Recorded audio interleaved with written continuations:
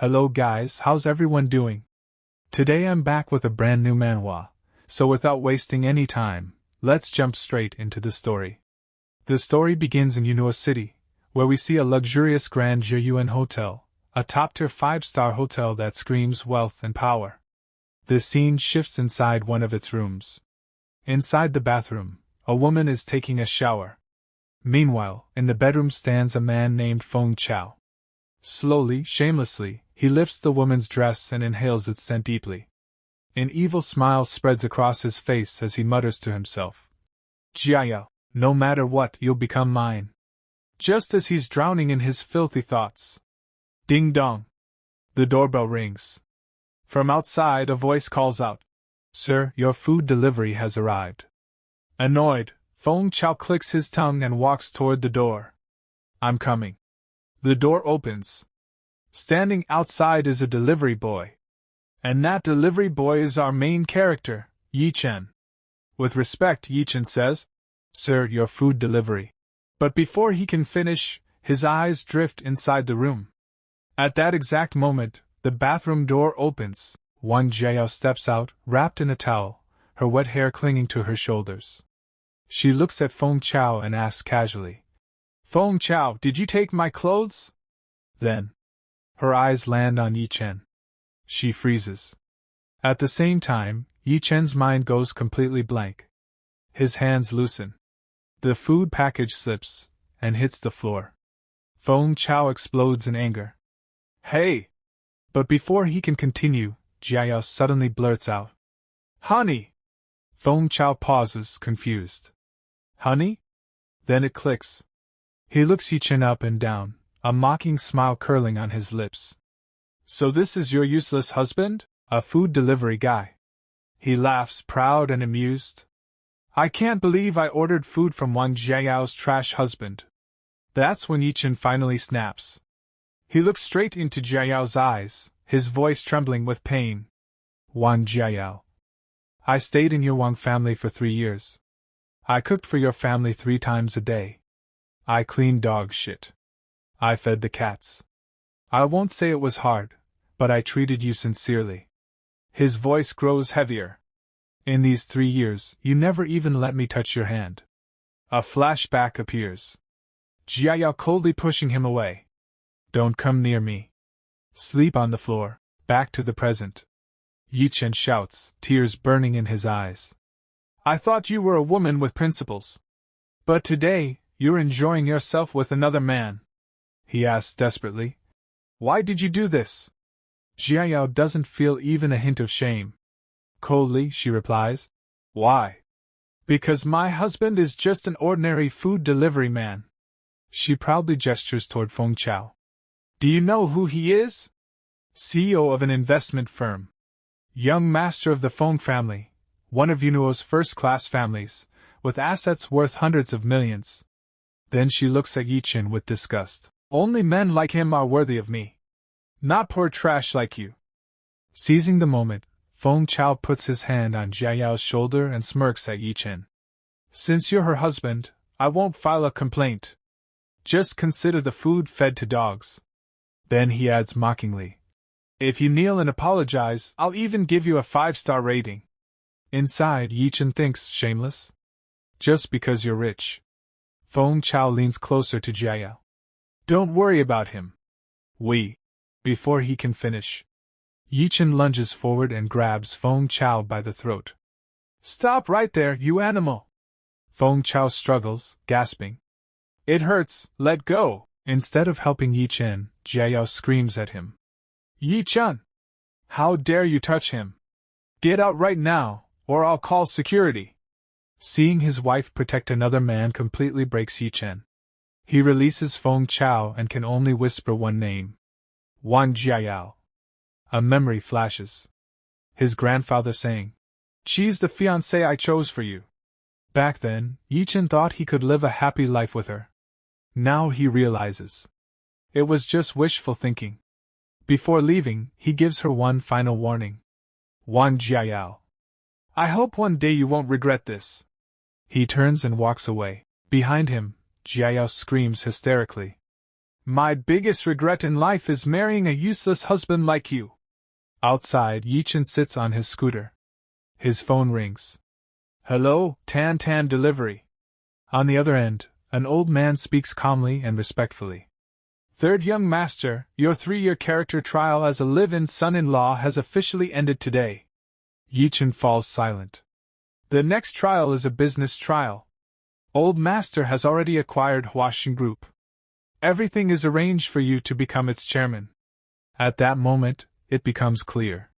Ye Chen was never ordinary. He was a billionaire heir, merely undergoing a test.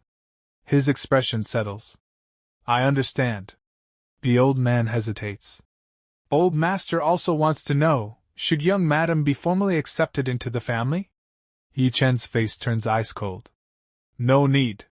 She's not worth it. He hangs up. At 8 p.m., in the Xingang residential community. Jiayao stands on one side.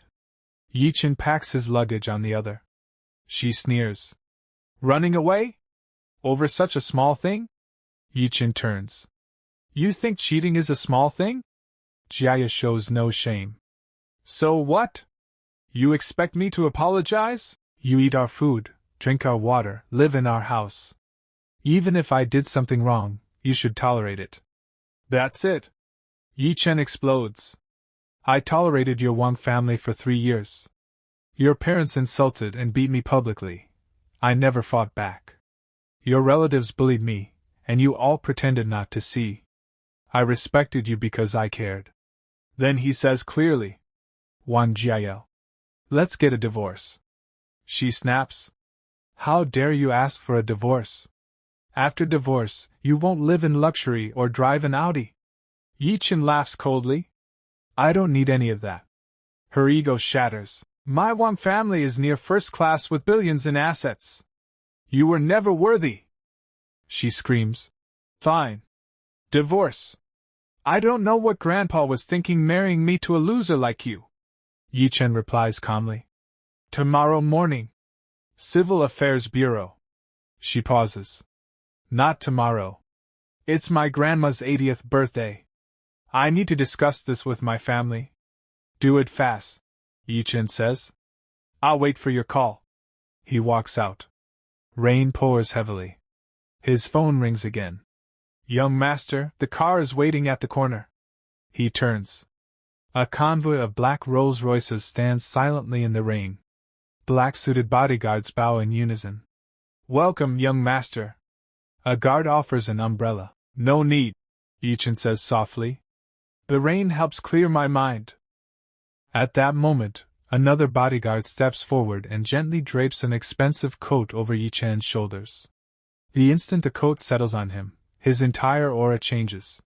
His presence becomes heavy, oppressive, unmistakably dominant. In a deep, commanding voice, he gives only one order. Let's go. As soon as the convoy starts moving, the people standing nearby are left completely stunned. Voices erupt from the crowd. Whoa, Rolls-Royce! Are those all Rolls-Royces? What's going on here? From an apartment window above, Jiayao hears the commotion and leans out to look down. She frowns in confusion. Why are so many Rolls-Royces leaving from here? Did some important person come? She has no idea that the so-called important person is the very man she just kicked out of her house. At the same time, we're introduced to Ye Chen's family. The world only knows about mysterious families like the Rothschilds, DuPonts, and Morgans. But the most mysterious family of all is actually his. A family with assets exceeding 100 billion. Yet they live in extreme secrecy. You won't even find their name on any rich people ranking list. Scene change. Ye Chen arrives beside a helicopter. A bodyguard gestures respectfully. Young master, this way. Here, we learn how this family trains its heirs. From the age of 3, next-generation candidates undergo strict screening and trials. By 5, they study martial arts, piano, and foreign languages simultaneously. By 18, they've already completed a 4-year American university business curriculum. But academics aren't enough. To shape character, the family elders assign special trials. This makes Ye Chen recall. 3 years ago, inside the family estate. His grandfather had ordered him. Ye Chen, I'm arranging your marriage into the Wang family, a second-class family in Yinzhou. You will live as a common man. You will not reveal your identity. And you will complete this test successfully. Back then, Ye Chen had replied calmly. Yes, Grandpa. I understand. Returning to the present. Sitting inside the helicopter, Ye Chen thinks to himself, back then, I accepted this trial willingly. But now, it's finally over. Soon after, the helicopter lands in front of a palace-like mansion. The guards bowed deeply. Young master, welcome back. And just like that, Ye Chen returns to his real home, and his real identity. Looking at the mansion, he murmurs to himself. I, Ye Chen, am back. Scene shifts to the next day, 10 a.m., at the Yunzhou Shishan Villa area. The Wang family's old madam's birthday celebration is in full swing. Happy birthday, Grandma! Mom, may you live for 200 years! Suddenly, someone in the crowd asks Jiayao. Hey, didn't that loser Ye Chen come? Jiayao hesitates before replying. He probably went to work. Hearing that, Wang Xiaojie and Wang Weiyan burst out laughing. Work? Delivering food? Wang Xiaojie snorts angrily. He's a stain on our Wang family. Once he bumped into one of my business partners. I didn't even dare tell my friends he's our relative. Hearing this, old Madame Wang explodes in anger. Call him here. Right now. That boy has no manners at all. Panicking, Jaya blurts out. Grandma, he didn't come today because we're getting a divorce. Old Madam freezes. Divorce? Who gave you permission to divorce? Have you forgotten that your marriage was arranged by your late grandfather? Jiayao immediately starts acting. She drops to her knees, crying. Grandpa, I would never dare go against Grandpa's last wish. But Ye Chen crossed the line. He's having an affair with another woman outside. Inside, she thinks. They can never find out that I cheated first. If he wants to abandon me, then flipping the game is better. Hearing this, old Madam becomes even angrier. That animal? We gave him a mansion to live in for 3 years. Luxury cars to drive. And he still couldn't stay loyal to you? At this moment, Wang Xiaojie cuts in. Jiayao, don't take it the wrong way, but your elder brother has to say this. You're partly at fault too. 3 years of marriage, yet you never let him even touch you. No wonder he went looking for another woman. Or were you saving your purity so you could divorce him and marry some rich man later? That idiot probably didn't even realize it. Instead of calming down, old Madam's anger intensifies. No matter what Jiayao did, Ye Chen had no right to look for another woman. Bring that animal here immediately. Today, I'll show him what justice of the Wang family looks like. Terrified, Jiayao nods repeatedly and dials Ye Chen's number. The call connects. From the other side, Ye Chen asks calmly, What is it? Jiayao replies arrogantly, Grandma wants you to come here. Ye Chen responds instantly, I'm not coming. Click. The call ends. Jiayao stands there, shaking with rage. How dare he hang up on me? She reports back. He's not coming. Old Madam completely loses it. The status of a live-in son-in-law isn't even worth a dog. And he dares throw tantrums? Xiaojie, go. Bring him back to me, by force. Xiaojie grins excitedly. Got it. Perfect chance to beat Ye Chen again, he thinks as he leaves. After Xiaojie leaves, old Madam addresses everyone.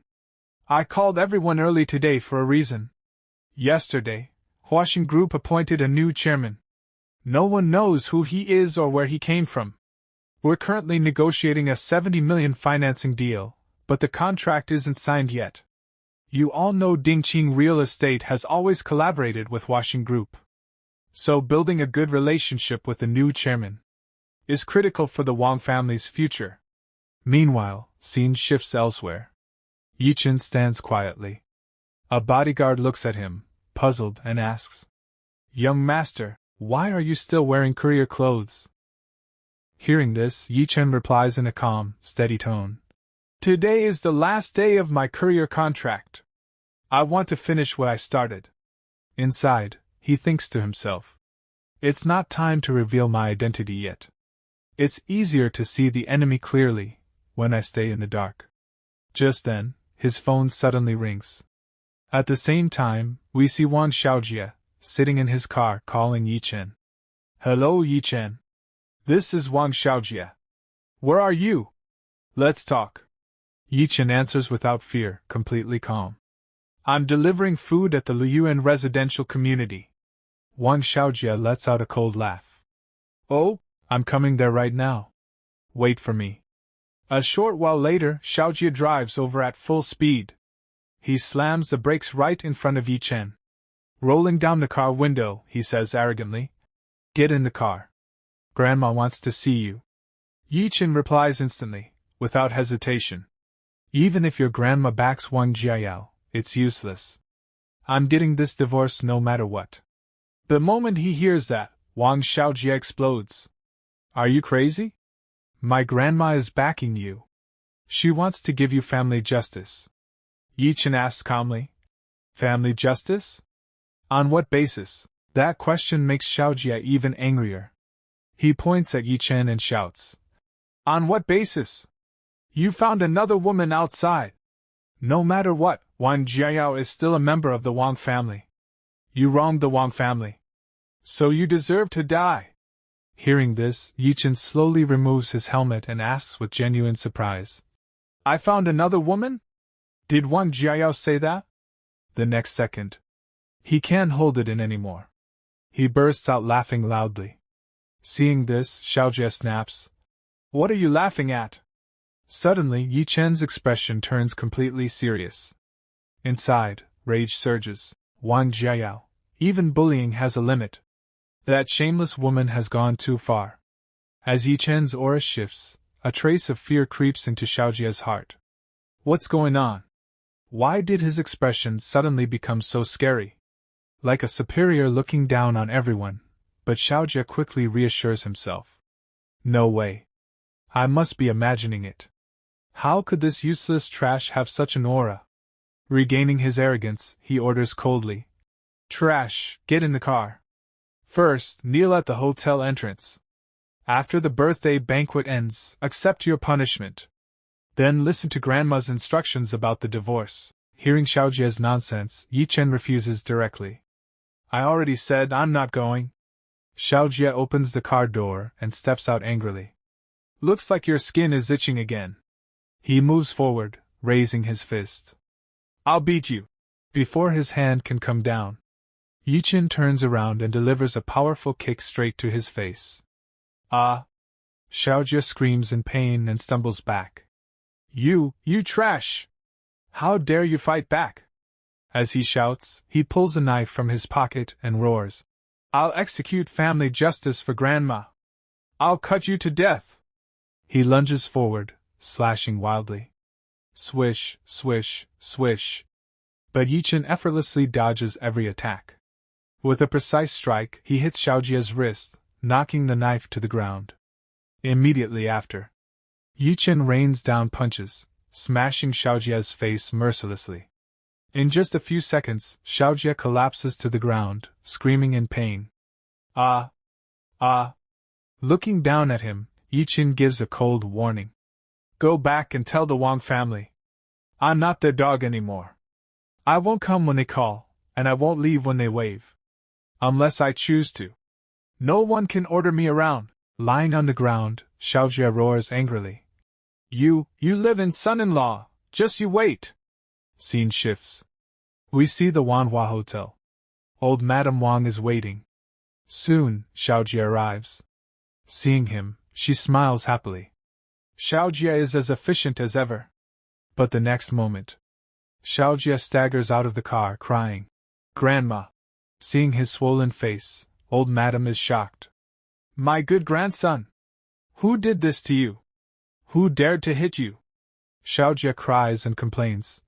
Grandma, it was Wang Jiayao's useless husband. He beat me. Hearing this, Wang Jichang, Xiaojie's father, turns red with rage. That useless thing dared to hurt you. I want him dead. Xiaojie hurriedly adds. Call the police! Old Madam immediately refuses. No. This is a family matter. Don't worry. I'll make sure he gets the punishment he deserves. If we call the police, this shameful matter will spread easily. She then turns to Wang Jichang and orders coldly. Jichang, I know you have some friends in the underworld. Let them teach that animal a hard lesson. And bring him back to me. Jichang nods immediately. Yes. Half an hour later. Scene shifts to another residential community. Ye Chen is walking calmly when two large thugs block his path. You're Ye Chen, right? Come with us. Ye Chen instantly understands. The Wang family sent you again, right? Today is my last day delivering food. I'm not going anywhere. One thug sneers angrily. Refusing a toast just to drink a forfeit. Break his hands first, then we'll talk. Both of them charge at Ye Chen. The next moment, only screams echo through the area. Ah! After beating them down, Ye Chen checks his delivery bag and exhales in relief. Luckily, the food isn't damaged. Just then, one thug gathers his courage and tries to attack from behind. Stop! Without turning around, Ye Chen throws a powerful backhand punch. The thug is sent flying and crashes to the ground, completely knocked out. Ye Chen checks his bag again and nods. Luckily, the takeout is fine. He gets on his scooter and rides toward the next destination, muttering calmly. Just one last order left. After that, the scene shifts to the Manhwa Hotel, where the Wang family's grand party is in full swing. At that moment, Wang Jiqiang, looking completely panicked, rushes to his mother and says, Mom, the professional goons I hired, they were all crippled by Ye Chen. Hearing this, old Madame Wang is instantly shocked. Anger flashes across her face as she coldly asks, Is there really no one left who can handle this animal? The moment those words leave her mouth, the guests standing nearby are stunned. They start whispering among themselves. My God! I really didn't expect this. Could that useless live-in son-in-law actually be a martial artist? Just then, an old man standing nearby speaks up respectfully. Old Madam, Mr. Ma Kun, the general agent of one-to-one delivery in Yunzhou, has come to wish you a happy birthday. The moment he hears that name, Jiqiang immediately turns to his mother and says, Mom, isn't he Ye Chen's boss? I have a great idea. In the next scene, we see Ma Kun, the general agent of one-to-one delivery, entering with an expensive bottle of wine in his hand. He walks forward politely and says with a smile, Old Madam Wang, I heard you enjoy drinking. This is a 1990 Romani Conti, specially prepared for you. Happy birthday. I wish you a long and healthy life. Old Madam Wang accepts the gift, but her expression remains gloomy. In a low voice, she says, Thank you, President Ma. Seeing her mood, Ma Kun becomes slightly concerned and asks, Old Madam Wang, what's wrong? You seem a bit upset. Old Madam takes a deep breath and replies, Boss Ma, I'm not afraid of embarrassing myself in front of you, but our Wang family is currently facing a very serious family problem. Before she can continue, Jiqiang cuts in and says, Do you remember Ye Chen? The live-in son-in-law from my younger brother's family. Hearing this, Ma Kun is slightly surprised and immediately asks, Are you saying that live-in son-in-law not only cheated, but also injured your young master? Inside, Ma Kun thinks to himself, How did that trash dare to provoke the Wang family? Then, in a regretful tone, he says, It's unfortunate. I don't have many connections in Yunzhou, otherwise I would personally teach that ungrateful bastard a lesson. The moment he says this, Jiqiang hurriedly replies, No, Boss Ma. You're too humble. You can actually help us in this matter. He then leans forward slightly and says, That bastard is your employee. He works at one-to-one delivery. Hearing this, Ma Kun is completely shocked. What? Ye Chen is an employee of one-to-one delivery? Once the truth is confirmed, a confident smile appears on his face. President Wang, leave this matter to me.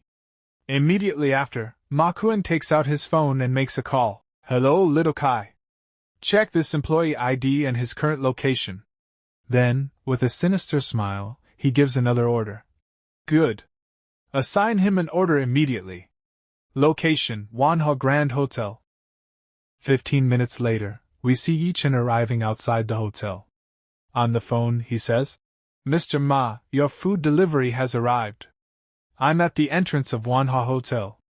From the other side, Ma Kun replies coldly, Bring it inside. Looking at the hotel, Ye Chen becomes suspicious. Inside his mind, he thinks, Manhwa Grand Hotel, this is Yunzhou's top birthday banquet hotel. The entire Wang family must be here. He then politely replies on the phone, According to hotel policy, delivery drivers are not allowed inside. Please come out and collect it. Inside the hotel, Ma Kun, standing beside old Madam Wang, replies calmly, Fine. Wait at the entrance. He hangs up the phone. At that moment, standing outside, Ye Chen suddenly hears multiple footsteps approaching. He immediately understands. Damn it, this is a trap. Soon after, Ma Kun, old Madam Wang, and the entire Wang family walk out together. Ma Kun respectfully guides old Madam Wang forward. Old Madam Wang, this way. Then Ma Kun walks straight up to Ye Chen, looks down on him arrogantly, and orders, Take off your uniform and your work badge. Right now, a confused Ye Chen asks. What do you mean? Mocking his confusion, Xiao Jie bursts into loud laughter. Idiot! Do you know who this is? This is your top boss, Ma Kun, the general agent of one-to-one delivery. Ma Kun then threatens coldly. If you don't believe me, I can have the manager call you right now. At that exact moment, Ye Chen's phone rings. He answers it, and the manager screams from the other side. How did you offend President Mao? You're already fired. Hearing this, Ye Chen's anger and disappointment explode together. Inside his mind, he thinks, I wanted to end my delivery career peacefully, but this bastard ruined everything. Ma Kun then shouts, Hurry up! Take off your clothes! You're fired! Strip, take everything off! Angrily, Ye Chen removes his jacket. Seeing this, Xiao Jie starts recording a video while laughing loudly. Ha! You look just like a dog! Then Ye Chen steps forward and mocks him. Trash! Where did all your arrogance go now? You dared to hit my son, didn't you? Ignoring them all, Ye Chen calmly says, Boss Ma, I heard that your agency contract with Tunwan Delivery expires this year. Hearing this, Ma Kun is both shocked and furious. How does he know that? But on the surface, he maintains his attitude and says, What does that have to do with you? Then Ye Chen declares, There's no need for you to go to the capital to discuss renewal. You won't be an agent anymore. The moment he hears this, Ma Kun explodes with rage. What do you think you are? You say I can't be an agent, and suddenly I'm not one? Do you know how tight my relationship with the CEO of Tunwan Delivery is? At that moment, old Madam Wang interferes, screaming angrily. Ye Chen! Kneel down! She announces in front of all the guests.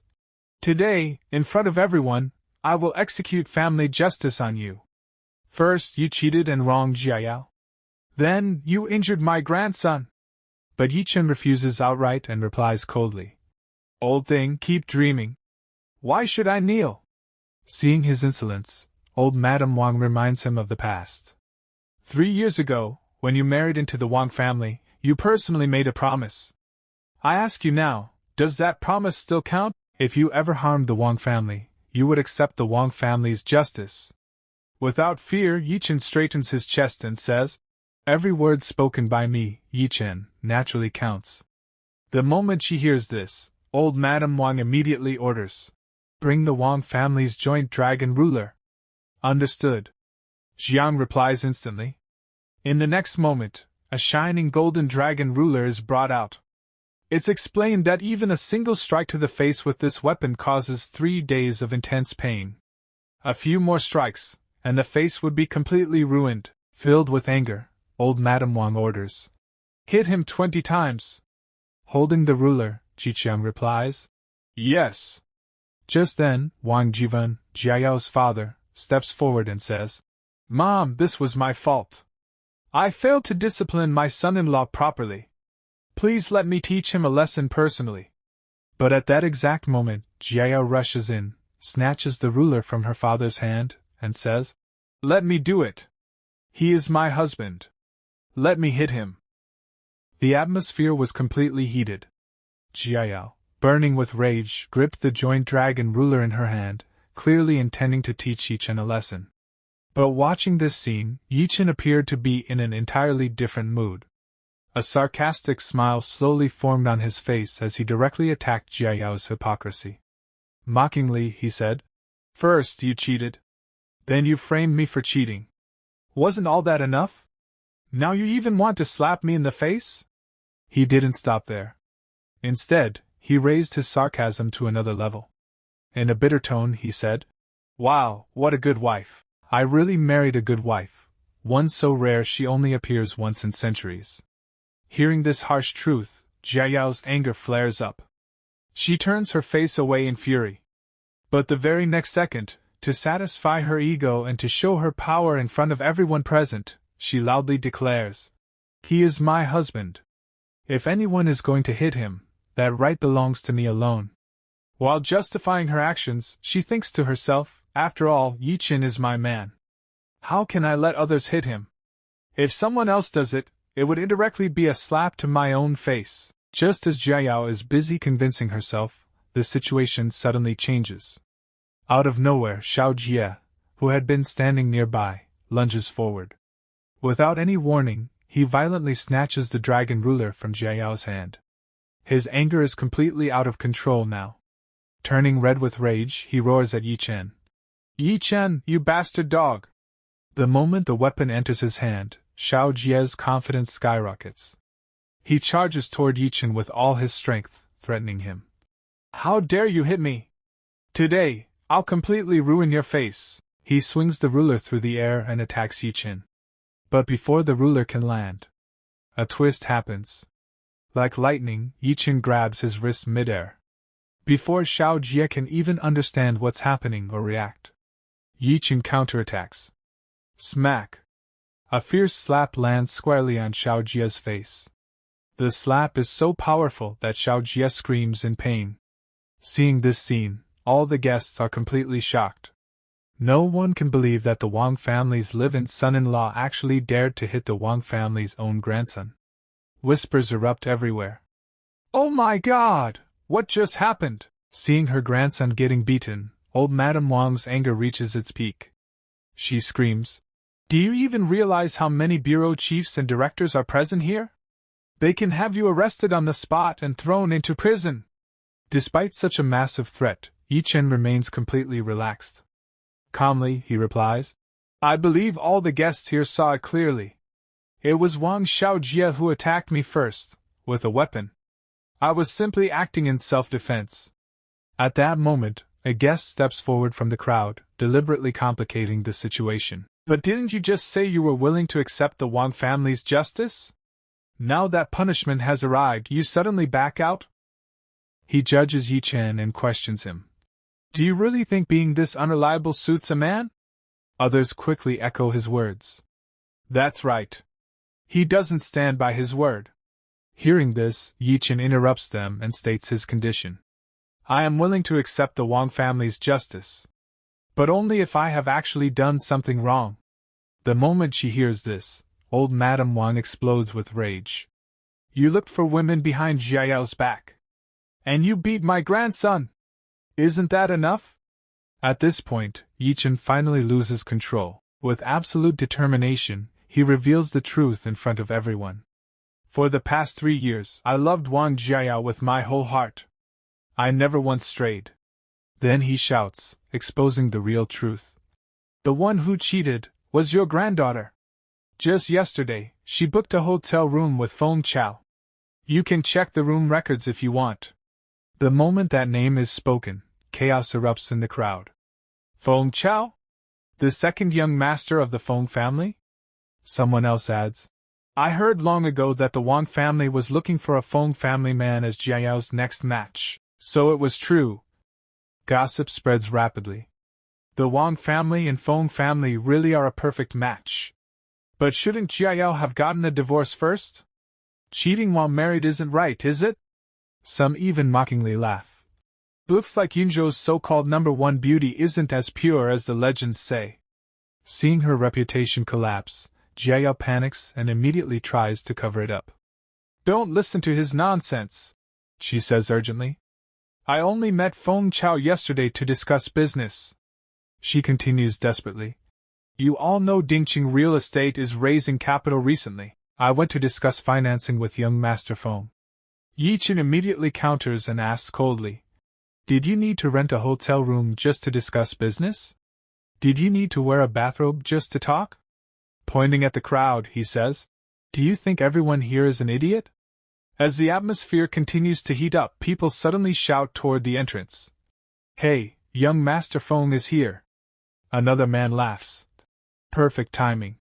Speak of the devil, and he appears. Feng Chao arrives and asks, what's going on here? The moment Jiayao sees him, she rushes over, acting pitiful. Young Master Feng, our live-in son-in-law is forcing false accusations on me, claiming I had an affair with you. Please tell everyone, yesterday I really came to you only for business discussions. Hearing this, Feng Chao boils with anger inside. This soft rice-eating trash actually exposed my matter with Wang Jiayao in front of so many people. But on the surface, he remains calm and addresses the crowd. Please don't listen to this useless man's nonsense. Jiayao and I are innocent, he explains confidently. She only came to deliver a document yesterday. Then, full of arrogance, he turns to Ye Chen and challenges him. You claim I had an affair with Jiayao. Do you have any video or photo evidence? Inside, Feng Chao is delighted. All evidence has already been erased. And Ye Chen didn't take any photos or recordings yesterday. He then fabricates a news story to strengthen his position. Friends, he's spreading this rumor for another reason. Maybe you don't know, but the Wang family's live-in son-in-law works part-time as a food delivery driver. He continues lying. Yesterday, I ordered food, and coincidentally, he was the delivery boy. Who knew his attitude would be so terrible? He threw my food on the ground. That's why I gave him a 1-star bad rating. That's the real reason he's angry. To prove his words, Feng Chao immediately points at Ma Kuan. And coincidentally, Boss Ma, the agent of Tunwan Delivery, is also here. Boss Ma, please check his delivery records from yesterday. Ma Kuan takes out his phone, checks, and confirms. Young Master Feng is correct. He did receive a 1-star bad rating yesterday. The reason, extremely poor attitude. He threw the delivery on the ground. Hearing this, the guests look at Ye Chen with disgust. Wow, what a filthy mindset. Exactly. People from the bottom are all like sewer rats. So this was just revenge for a bad rating. How low class. Listening to everything, Ye Chen looks straight at Jiayao and asks, why did I throw that delivery on the ground? Won't you help explain that? But Jiayao immediately shifts the blame onto him. That happened because you're not hardworking. Your tolerance is too weak. Hearing this, Ye Chen bursts into loud laughter. Wow! Not hardworking? Weak tolerance? Inside, he feels bitter. What expectations do I still have from such a selfish woman? He then turns serious and asks everyone. You say I looked for women outside. Do you have any evidence? Old Madame Wang looks sharply at Jiayao. Terrified, Jiayao shakes her head in denial. With no evidence, old Madame Wang changes the topic. Fine. Since there's no proof, we'll end this matter here. But you beating my grandson, this won't end so easily. Ye Chen responds calmly. He attacked me with a knife at the entrance of Luyun residential community. There are cameras, and the security can testify. I was simply defending myself within the law. He then directly challenges her. If you want to pursue this further, let's call the police. If I go in, I guarantee he won't escape either. Hearing this, old Madame Wang trembles with fury. So after eating the Wang family's food for 3 years, you've become quite capable, haven't you? She sneers. After hitting my grandson, is your next step hitting me? Ye Chen replies calmly. Old Madame Wang, I have always respected you. I promise.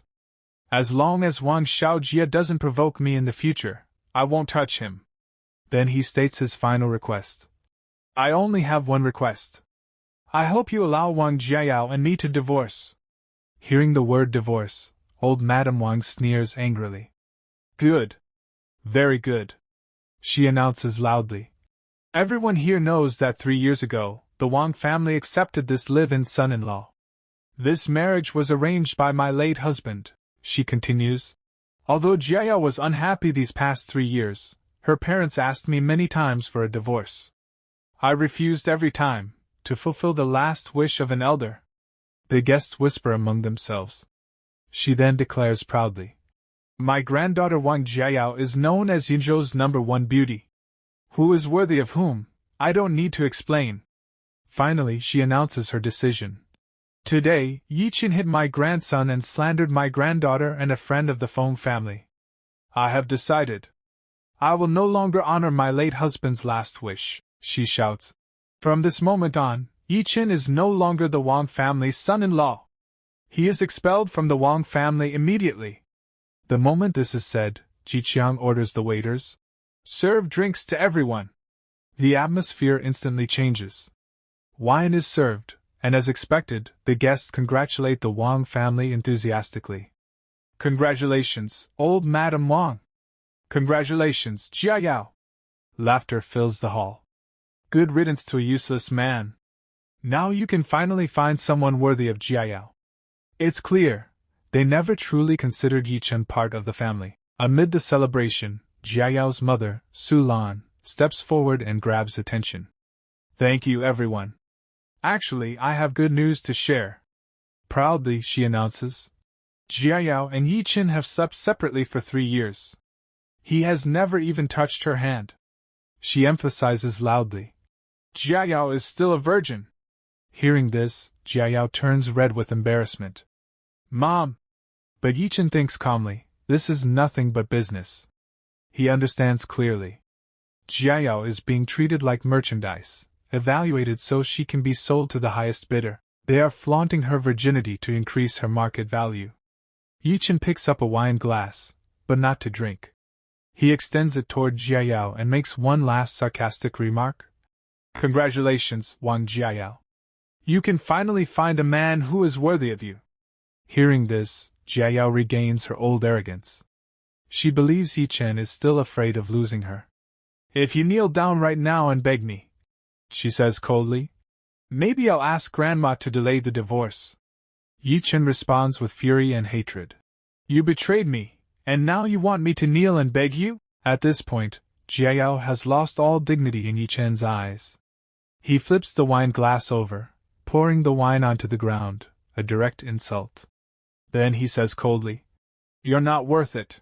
Inside, she screams, Ye Chen, this low, worthless man, has he gone insane? He's openly rebelling. Burning with rage and humiliation, she starts to shout. But suddenly stops herself. She turns sharply toward her grandmother. She knows where the real power lies. Grandma, letting him go with just a divorce would be far too merciful, she complains. We can't let him off so easily. He humiliated our family. Standing nearby, Xiaoji, who already hated Ye Chen, seizes the opportunity and nods vigorously. Sister Jia is absolutely right. We must teach him a lesson. Just look at my face. This isn't just my injury. This is an attack on the Wang family. Seeing her grandson wounded and her granddaughter disgraced, old Madame Wang's resolve hardens completely. For her, this is no longer about divorce. This is about the Wang family's honor. Don't worry, she declares coldly. Bullying the Wang family is not that easy. Then she raises her voice and addresses all the guests present. Everyone here, listen carefully. This man, Ye Chen, wasted 3 precious years of my granddaughter's youth. Not only that, he beat my grandson and betrayed our trust, she continues, her voice heavy with authority. My Wang family has been established in Yuzhou for many years. We have reputation and dignity here. If we let him leave unpunished, people will think we've grown weak. Then she makes her demand. All of you are influential figures from different industries in Yuzhou. I ask for your help. Cut off every possible source of his income. Let him understand the consequences of crossing the Wang family. As soon as she finishes, whispers erupt throughout the hall. So the Wang family wants to destroy his livelihood? That means they want him starving in Yuzhou. This is a direct strike at survival itself. Some shake their heads. A mere live-in son-in-law disgraced the Wang family and even asked for divorce. Of course they're furious. Others hesitate. But he's just a nobody. Isn't this like using an entire army to hunt a rabbit? Before the discussion can continue, a man steps forward, Fang Chao. Unwilling to miss this chance to curry favor, he announces loudly. On behalf of the Fang family, I fully support the Wang family. The crowd immediately recognizes him. The eldest son of the Fang family. The largest affordable luxury hotel chain in Yuzhou. His support is massive. Fang Chao steps closer to Ye Chen and threatens coldly. I guarantee that from today onward, no hotel below 4 stars in Yuzhou will allow you to check in. You won't even have a place to sleep. He smirks darkly, hatred burning in his eyes. In the future, I'll sleep with your wife and make you crawl and beg me, he thinks. I'll show you your place. As if competition has begun, another man steps forward. Everyone listen. I'm Zhong Yi, owner of Lu Wei Lu, Shan Wai Shan, and Tian Tian restaurants. With confidence, he declares, I've been in Yuzhou's catering business for 20 years. I also support the Wang family. Whether you eat or starve in this city, that decision is mine. He continues firmly. With my connections, I guarantee you won't even get a part-time job in any restaurant. Forget being a waiter, you won't even wash dishes. Before he can step back, Ma Gung rushes forward, unwilling to be left out. I'm Ma Gung, general agent of Tuan Tuan Delivery in Yuzhou. I'll also cut off Ye Chen's livelihood. He stares straight at Ye Chen. Forget food delivery. Not just our company, you won't deliver for any platform. Every door is closed to you. Facing so many enemies, Ye Chen remains calm. He casually starts counting. Hotel service, food delivery, 2 industries blacklisted already. Then he looks up with a mocking smile. Any others left? If yes, come forward together. A man suddenly shouts. I'm the CEO of Golden Mind KTV. Don't even dream of working in any bar or KTV in Yuzhou. The entertainment industry has no place for you. Ye Chen bursts into laughter. To him, their efforts feel childish. Very good, he says. Anything else? Suddenly, Xiaoji realizes something terrifying. Wait. Ye Chen isn't ordinary. He's terrifying in a fight. He quickly warns the crowd. Be careful. This animal knows Kung Fu. His skills are extraordinary. He might apply to become a private bodyguard for wealthy families. We must block that path too, he shouts. Who here can influence all of Yuzhou's rich families? Silence falls over the hall. Yuzhou has countless wealthy people. No one dares claim control over all of them. Then, the scene shifts. Everyone notices a stunningly beautiful woman sitting elegantly on a sofa, completely detached from the chaos. Her presence alone sets her apart. Seeing her, Wang Jichang freezes in shock. Who is she? When did she arrive? Why didn't I notice? Realization strikes him. This is no ordinary guest. He rushes forward nervously. President Qin! When did you arrive?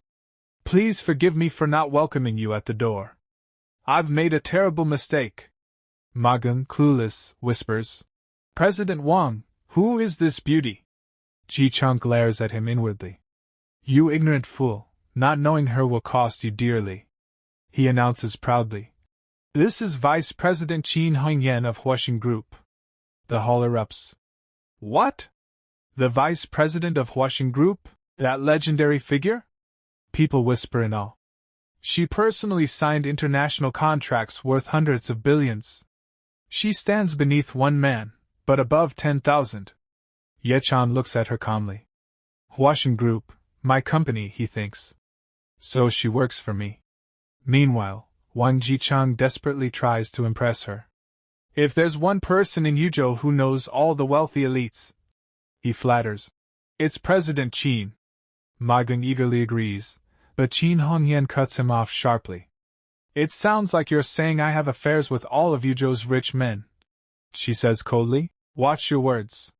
Ma Gung panics and apologizes, but inside, his thoughts turn filthy. Ji Chang quickly pushes his agenda.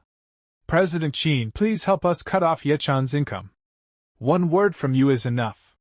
Qin Hongyan pulls out a cigarette and places it between her lips. Every man rushes forward with a lighter. She ignores them all. Then she points directly at Ye Chen. You! Come here! Gasps fill the hall. Her? Him? Ye Chen asks calmly. What do you want? Light my cigarette, she orders. Everyone is stunned. Ye Chen replies flatly. I don't have a lighter. Shock deepens. Qin Hongyan walks up to him, standing impossibly close. Name? She asks. Ye Chen. She smiles faintly and places her hand on his chest. Qin Hongyan fully takes advantage of her position and puts forward an offer right in front of Ye Chen.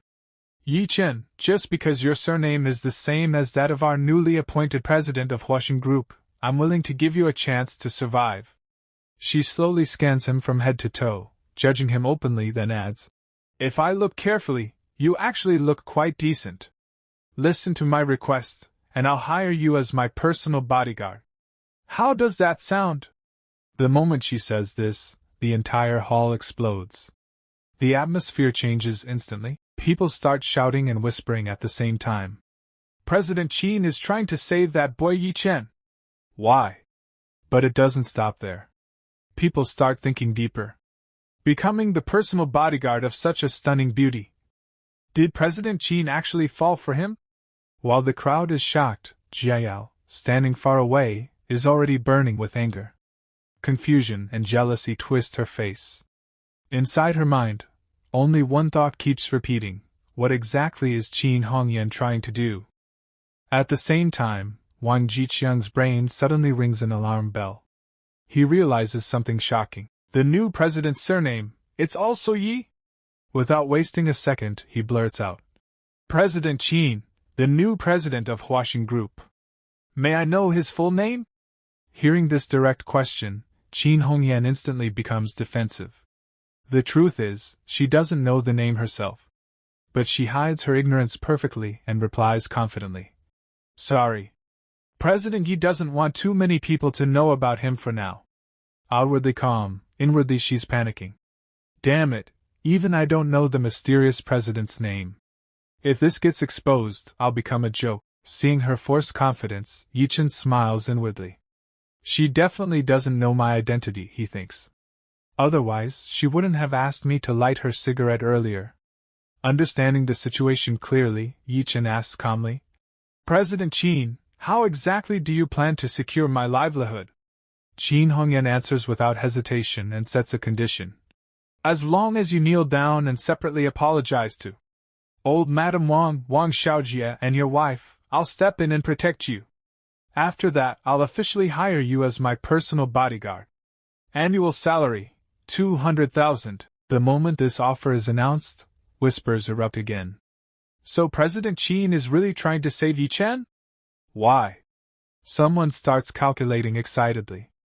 Just kneel, apologize, avoid being blacklisted, and become the bodyguard of President Qin? This bastard will definitely agree. Hearing this, Jiao's anger skyrockets. She clenches her teeth. What's wrong with this woman? Why is she targeting Ye Chen again and again? She immediately runs to her grandmother and complains. Grandma, President Qin is clearly going against us.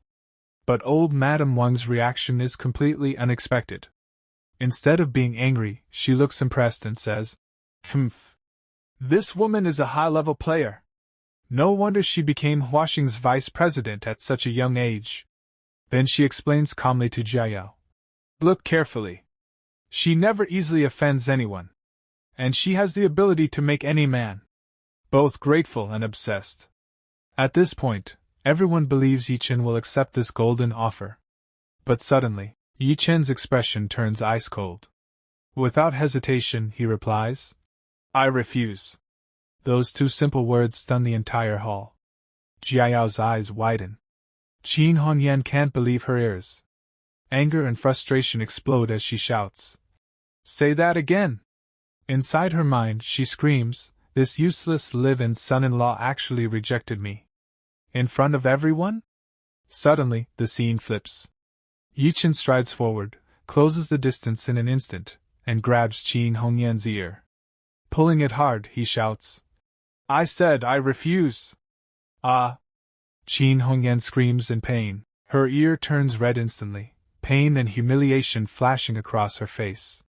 Seeing this, Wang Jiqiang completely loses control. He points at Ye Chen and roars. How dare you touch President Qin? Ye Chen remains relaxed and mocks calmly. I thought President Qin couldn't hear well, so I spoke closer to her ear. This blatant insult pushes Qin Hongyan past her limit. She glares at him coldly. Very good, Ye Chen. You do have guts. Inside, she's boiling. This useless son-in-law doesn't even know what's good for him. She turns toward old Madame Wang and announces loudly. Old Madame Wang, I, Qin Hongyan, Vice President of Huaxin Group, officially support the Wang family. From this moment on, I will block every single path for Ye Chen to survive in Yizhou. As soon as this declaration is made, the guests burst into laughter. One man sneers. Ye Chen is nothing but trash. Even becoming a bodyguard was already too much for him. Another adds mockingly. In the future, you won't even have a chance to stay alive in Yizhou. Hearing this, Jiao feels satisfied. She thinks coldly, you did this to yourself. You should have just endured everything quietly. Just when everyone thinks Ye Chen has lost completely, he suddenly asks calmly. President Qin, may I ask? Was what you just said a personal decision, or does it represent Huaxin Group? Without hesitation, Qin Hongyan answers confidently. Of course, it represents both. Ye Chen immediately traps her with logic. You're only the vice president, not the president. What right do you have to represent Huaxin Group's stance? The crowd starts whispering again. He's right. President Qin isn't the highest authority. Legally speaking, she can't decide on behalf of the president. And they don't even have a close relationship. Realizing she's cornered, Qin Hongyan panics. To protect herself and her reputation, she decides to tell a huge lie. Fine. I didn't want to say this originally. But since you want to die knowing the truth, I'll tell you. She raises her chin proudly. The newly appointed President Yi of Huaxin Group is my lover. Boom. The real President Yi, Ye Chen himself, is completely stunned. What the hell? When did I become your lover? What? Ye Chen blurts out. Qin Hongyan insists coldly. I said President Yi is my lover. Inside, Ye Chen fumes. Don't you feel ashamed calling me your lover to my face? The hall erupts again. So the mysterious President Yi is actually President Qin's boyfriend. No wonder she suddenly appeared in Yinzhou. Only someone of President Yi's level is worthy of her. A perfect match. Someone mocks Ye Chen loudly. Trash Ye Chen. The lovers represent the Huaxin Group together. Of course she can speak for him. Another warns. You dare to question President Qin's authority? You're courting death. Hearing this, Wang Jiqiang finally relaxes. He flatters immediately. President Qin, why didn't you say this earlier? If President Yi is your lover, then we're at ease. Inside, he's already celebrating. Since President Qin is President Yi's lover, that 70 million financing is basically guaranteed. Qin Hongyan pretends to be shy and adds to her lie. My boyfriend is very serious about work. He always keeps business and personal life separate. She then turns to the crowd and requests. So I hope everyone here can help keep this matter a secret. Watching her act, Ye Chen almost laughs out loud. She showed off earlier, and now she's scared people might leak it. Seeing him smile, Qin Hongyan snaps. What are you laughing at? Ye Chen smirks and fires back. I heard President Yi is extremely rich, handsome, and talented. President Qin, you're somewhat good-looking, but are you really his type? Her ego shatters instantly. She doubles down arrogantly. President Yi fell in love with me at first sight. He even rented an entire island in Southeast Asia, arranged a grand confession ceremony, and begged me to be his girlfriend. The crowd gasps in awe, but Ye Chen, the real president, is speechless. Damn, this woman really knows how to fabricate stories. Tired of this pointless argument, he says coldly. Enough. I'm done arguing with you. He turns to Jiao and declares firmly. Jiao, let's go to the Civil Affairs Bureau now. And start the divorce process. Jiao replies angrily. Fine. Let's go. But Wang Xiaojie blocks their path, sneering. Don't rush. At least stay for the birthday banquet. He mocks further. When the feast starts later, we'll even reserve a bowl for you at the door. After all, after eating, you'll be leaving Yunzhou for good. Then he turns to Ma Kun and laughs. I still haven't thanked you. That scene where you stripped Ye Chen outside. Classic. Like training a dog. Ma Kun laughs smugly.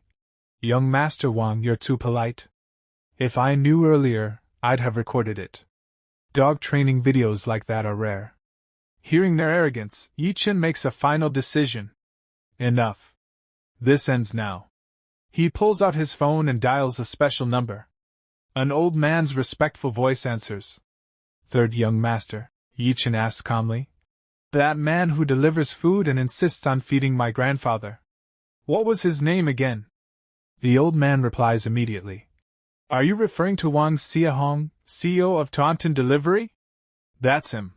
Ye Chen orders coldly. Contact him immediately. Tell him to revoke Yunzhou's Taunton agency, effective now. Everyone nearby is stunned. They can't believe what they're hearing. The old man continues respectfully. He's always wanted to meet the old master. He'll be honored to do this. His net worth exceeds 50 billion now. He's qualified to dine with the old master. Ye Chen nods slightly. He's made decent progress these past years. Arrange a meeting with me another day. I'll treat him. Yes, young master. As Ye Chen hangs up, dead silence fills the hall.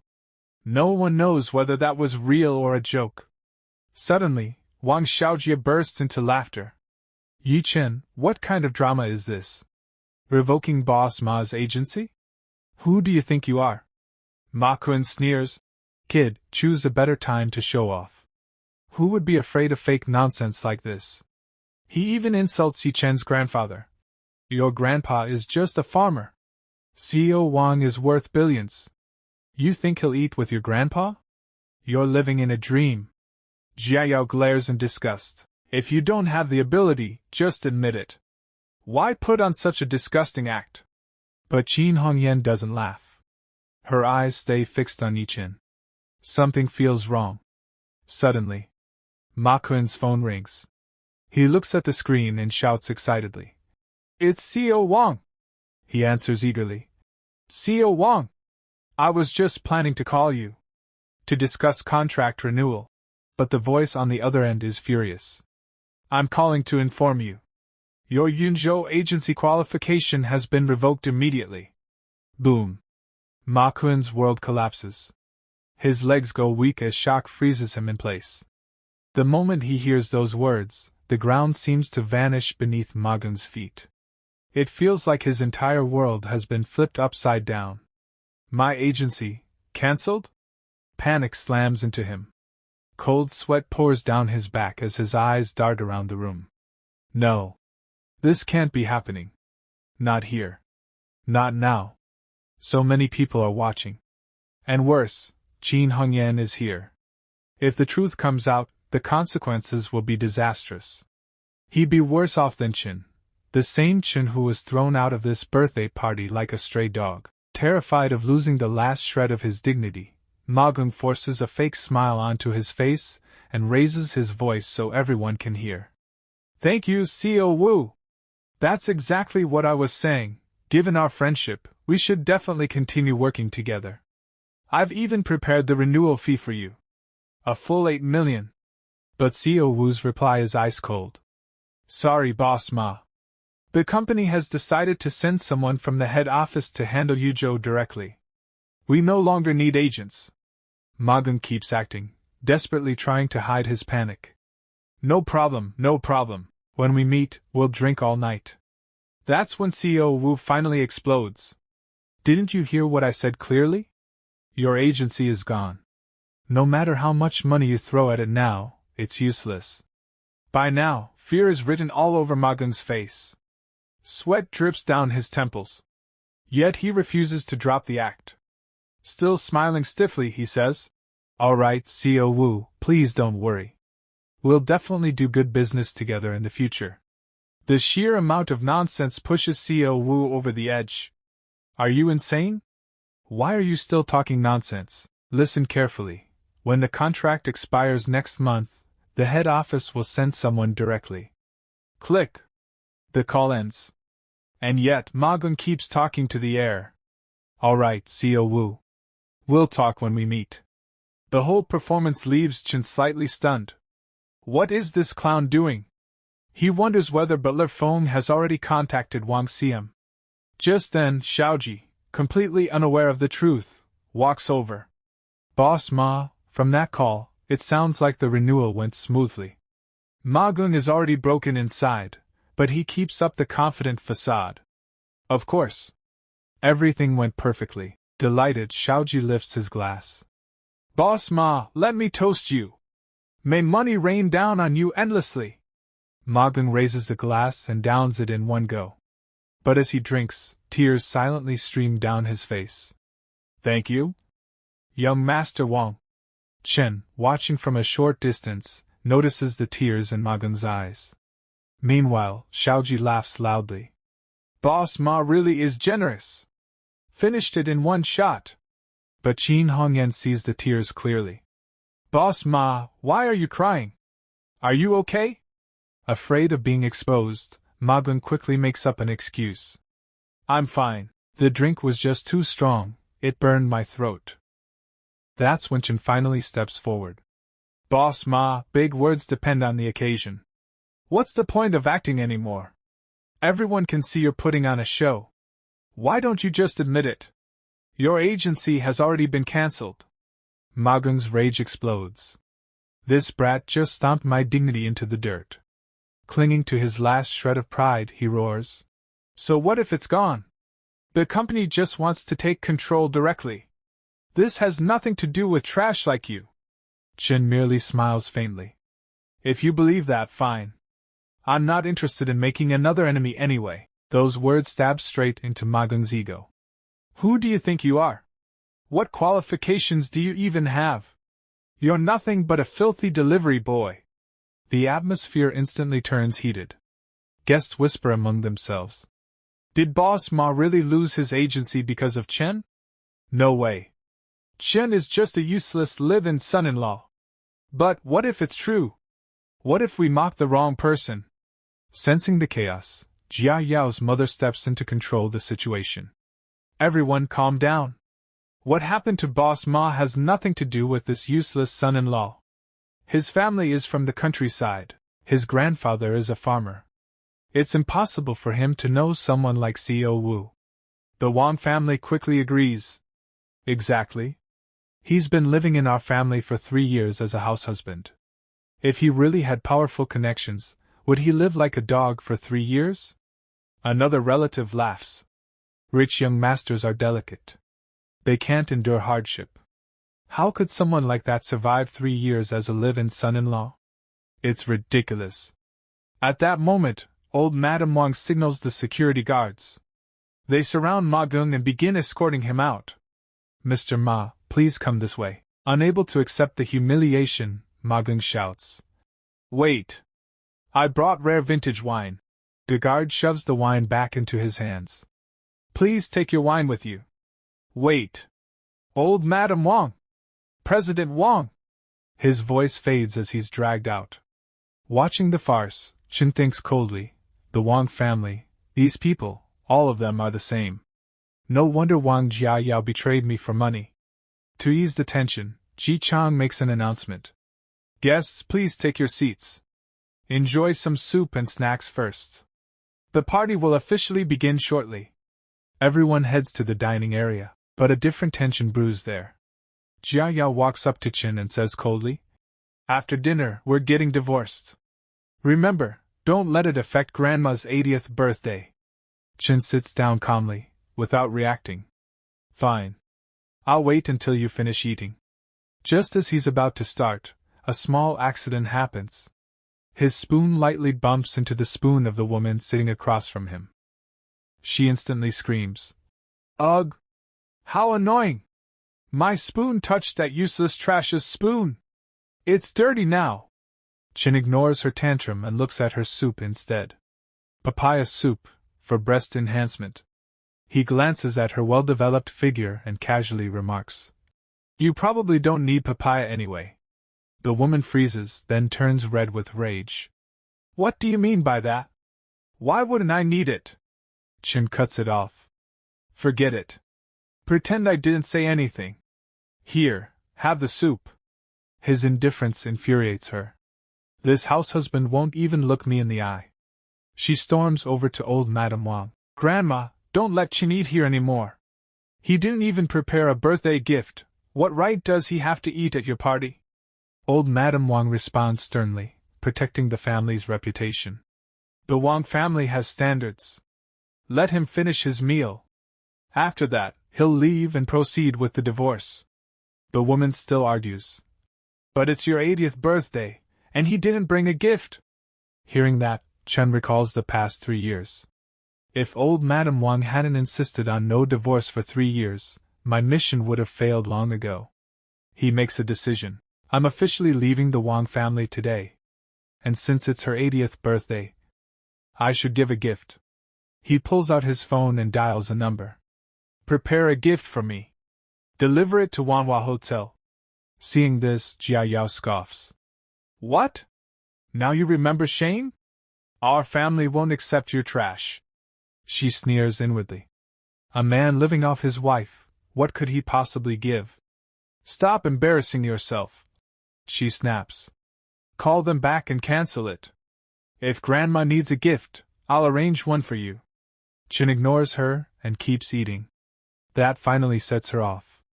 Hey! Did you hear what I said? 10 minutes pass. Suddenly, hurried footsteps echo at the entrance. A delivery boy with a bag tries to enter, but a guard stops him. Sorry. Today is a Wang family event. Outsiders aren't allowed. I'm here to deliver a birthday gift. The delivery boy explains. Allowed in, he asks. May I know whose birthday it is today? Seeing a stranger, Xiaoji snaps. Why is another delivery guy here? This is my grandma's party. Who let you in? The delivery boy hurriedly explains. I met a Rolls-Royce owner on the road. He wanted to come himself, but traffic was terrible. He gave me 500 yuan and asked me to deliver this gift to Manhwa Hotel. The moment Xiaoji hears Rolls-Royce owner, his anger vanishes, replaced by greed. Oh? So this must be for my grandma. Give it to me. He grabs the box and opens it in front of everyone. The instant the lid lifts, his eyes go wide. A green glow spills out. Is that? He screams in shock. Top-grade ice jade. Completely transparent. The best of the best. This bracelet is worth at least 10 million. The hall erupts. A 10 million yuan gift, delivered casually by a delivery boy. Who is this tycoon? And while everyone is losing their minds, Chen, the man who ordered the gift, sits calmly and continues eating. So, just like we saw in the previous episode, the moment that box is opened, an extremely precious jet bracelet is revealed inside. The instant everyone lays eyes on it, every single person present is left wide-eyed in shock. In the very next moment, the entire hall is buzzing with nothing but discussions about that bracelet. The guests and family members simply can't hide their amazement anymore. Voices rise everywhere as people excitedly talk over one another. This jet bracelet instantly becomes the most expensive and valuable gift among everything presented today. Hearing this, everyone's curiosity skyrockets. One by one, their gazes turn toward old Madame Wang, and someone finally asks, Old Madame Wang, who exactly is the person who sent such a generous gift? You must introduce us to them later. But this is where the story takes an unexpected twist. Old Madame Wang herself is staring at the bracelet with a confused expression. Holding it in her hands, she slowly says, "To be honest, even this old lady isn't very clear about it." The entire hall instantly falls into suspense. The guests begin whispering among themselves. Every single member connected to the Wang family is present today. No one is missing. So then, who on earth sent this bracelet? At that moment, from within the crowd, Chen's sister-in-law, Wang Yuanyuan, stares greedily at the sparkling bracelet. Her eyes shine as she thinks, "What a beautiful bracelet." Then, with full confidence, she speaks up in front of everyone. "Could it be that one of my admirers sent this?" The moment she says that, the same thought starts circling in everyone's mind. Yeah, that's possible. After all, Wang Yuanyuan has an incredibly hot figure. Any man who sees her would probably lose sleep that night. She's only 20 years old and doesn't even have a boyfriend. In fact, she's the target of many wealthy young masters who all want to date her. Hearing this, Yuanyuan's father, Ye Chen, puffs out his chest proudly. Nodding eagerly, he says, "Absolutely.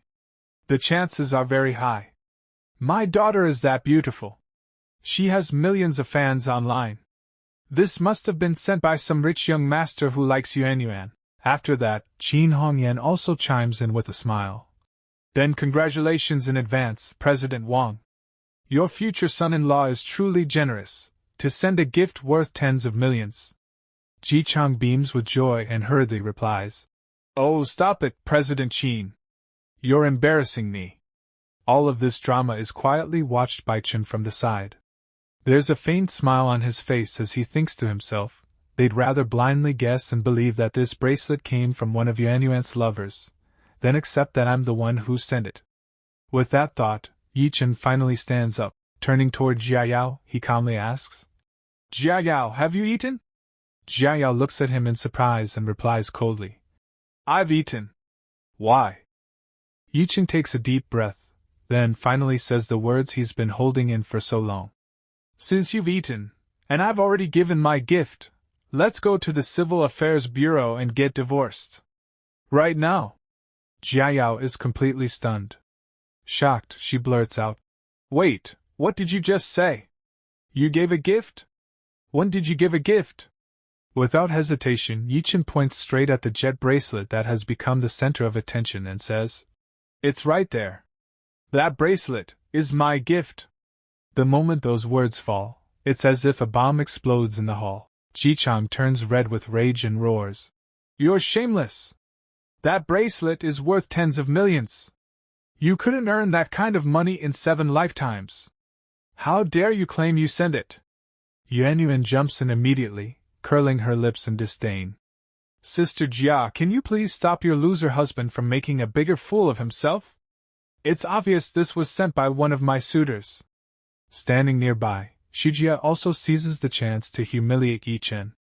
"Our family of 4 couldn't even give a decent birthday gift. And now he comes out trying to steal credit for someone else's present. He's truly disgraced the Wang family." Immediately after that, Jia Yao, furious, snaps at Ye Chen, "Let's go. Right now. We're going to the Civil Affairs Bureau. I don't want to be the wife of a loser like you for even one more second." But before leaving, Ye Chen turns one last time to old Madame Wang and says calmly, "Old Madame Wang, for 3 years, good times or bad, we were family. I give this bracelet to you. Happy birthday." Old Madame Wang waves her hand impatiently and snaps, "That's enough. Stop this nonsense and get out of here. Quit showing off. This live-in son-in-law has truly embarrassed our family." From behind, Shijia shouts threateningly, "Ye Chen, after the divorce, take a train and get out of Yuzhou. I don't ever want to see you here again."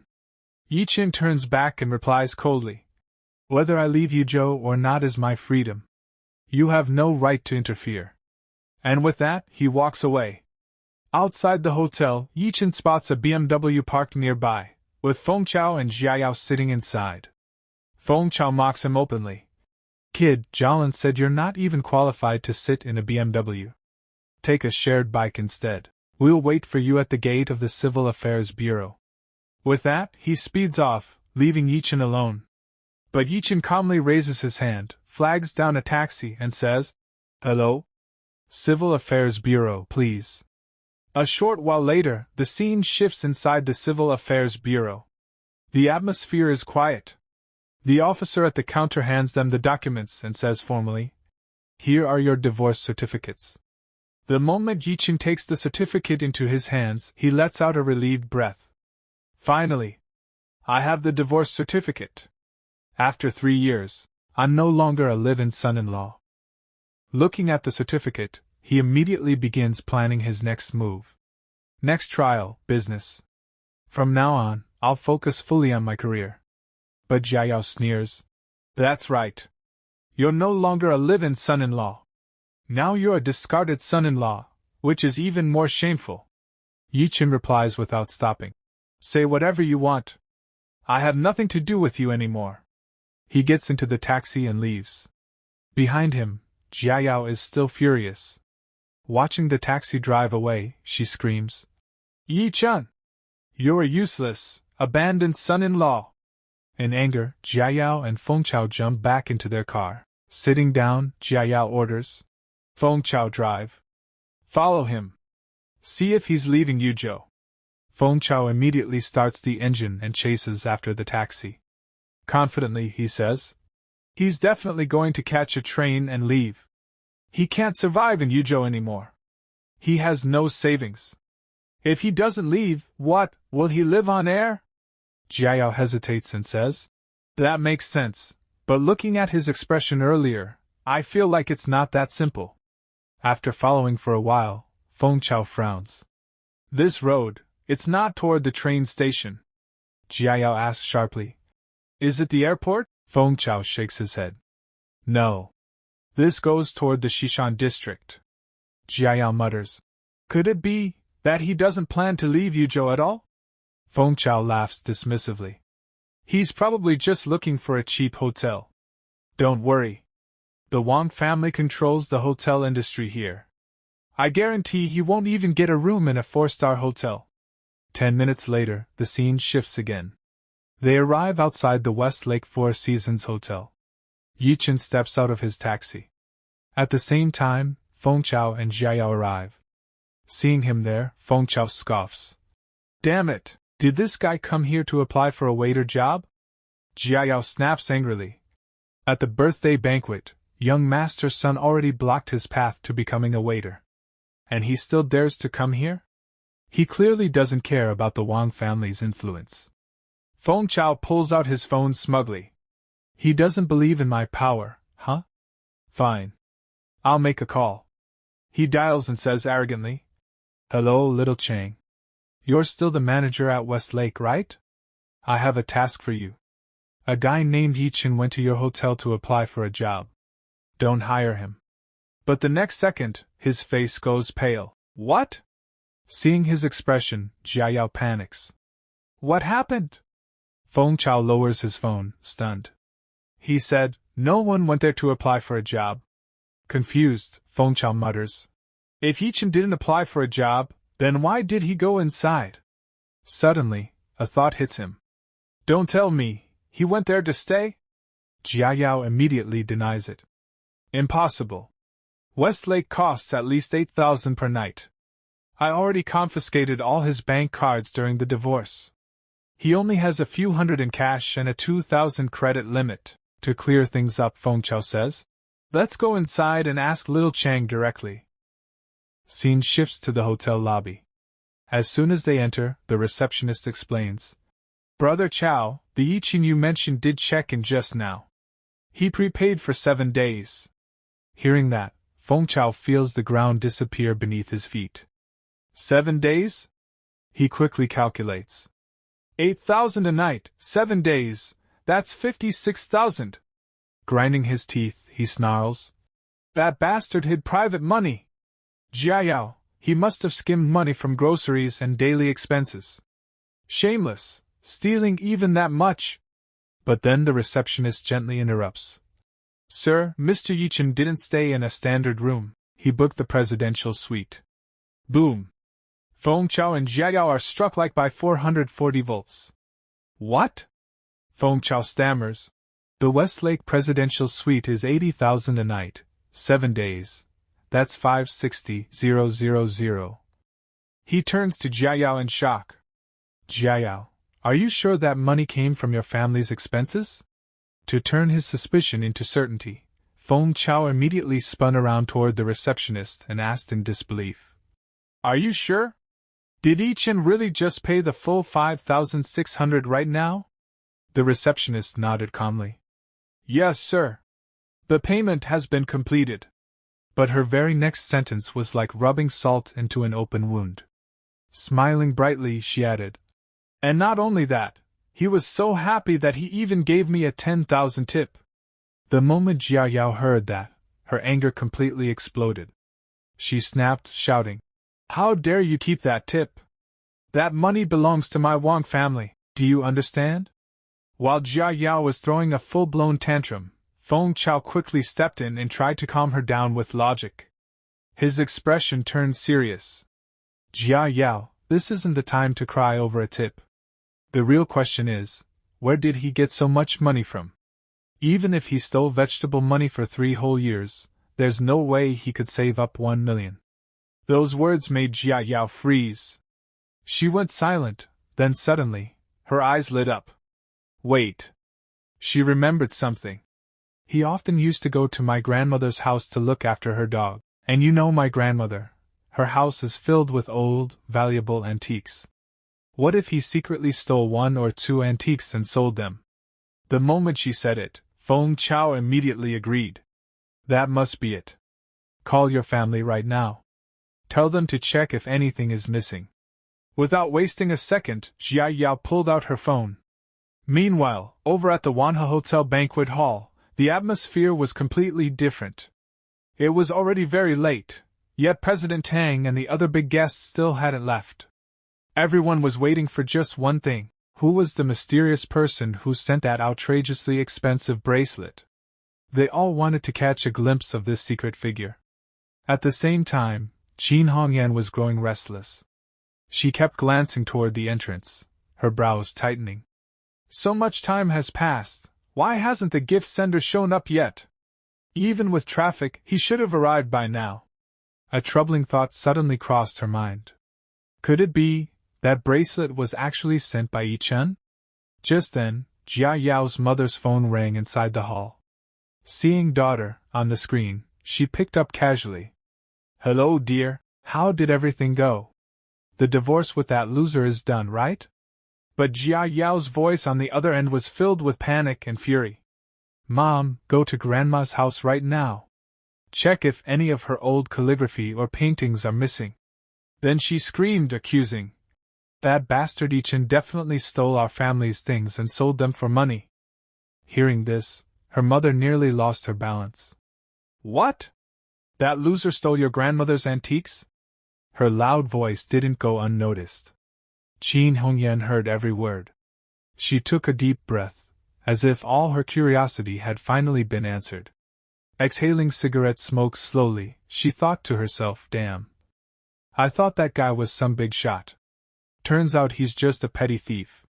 Her interest vanished instantly.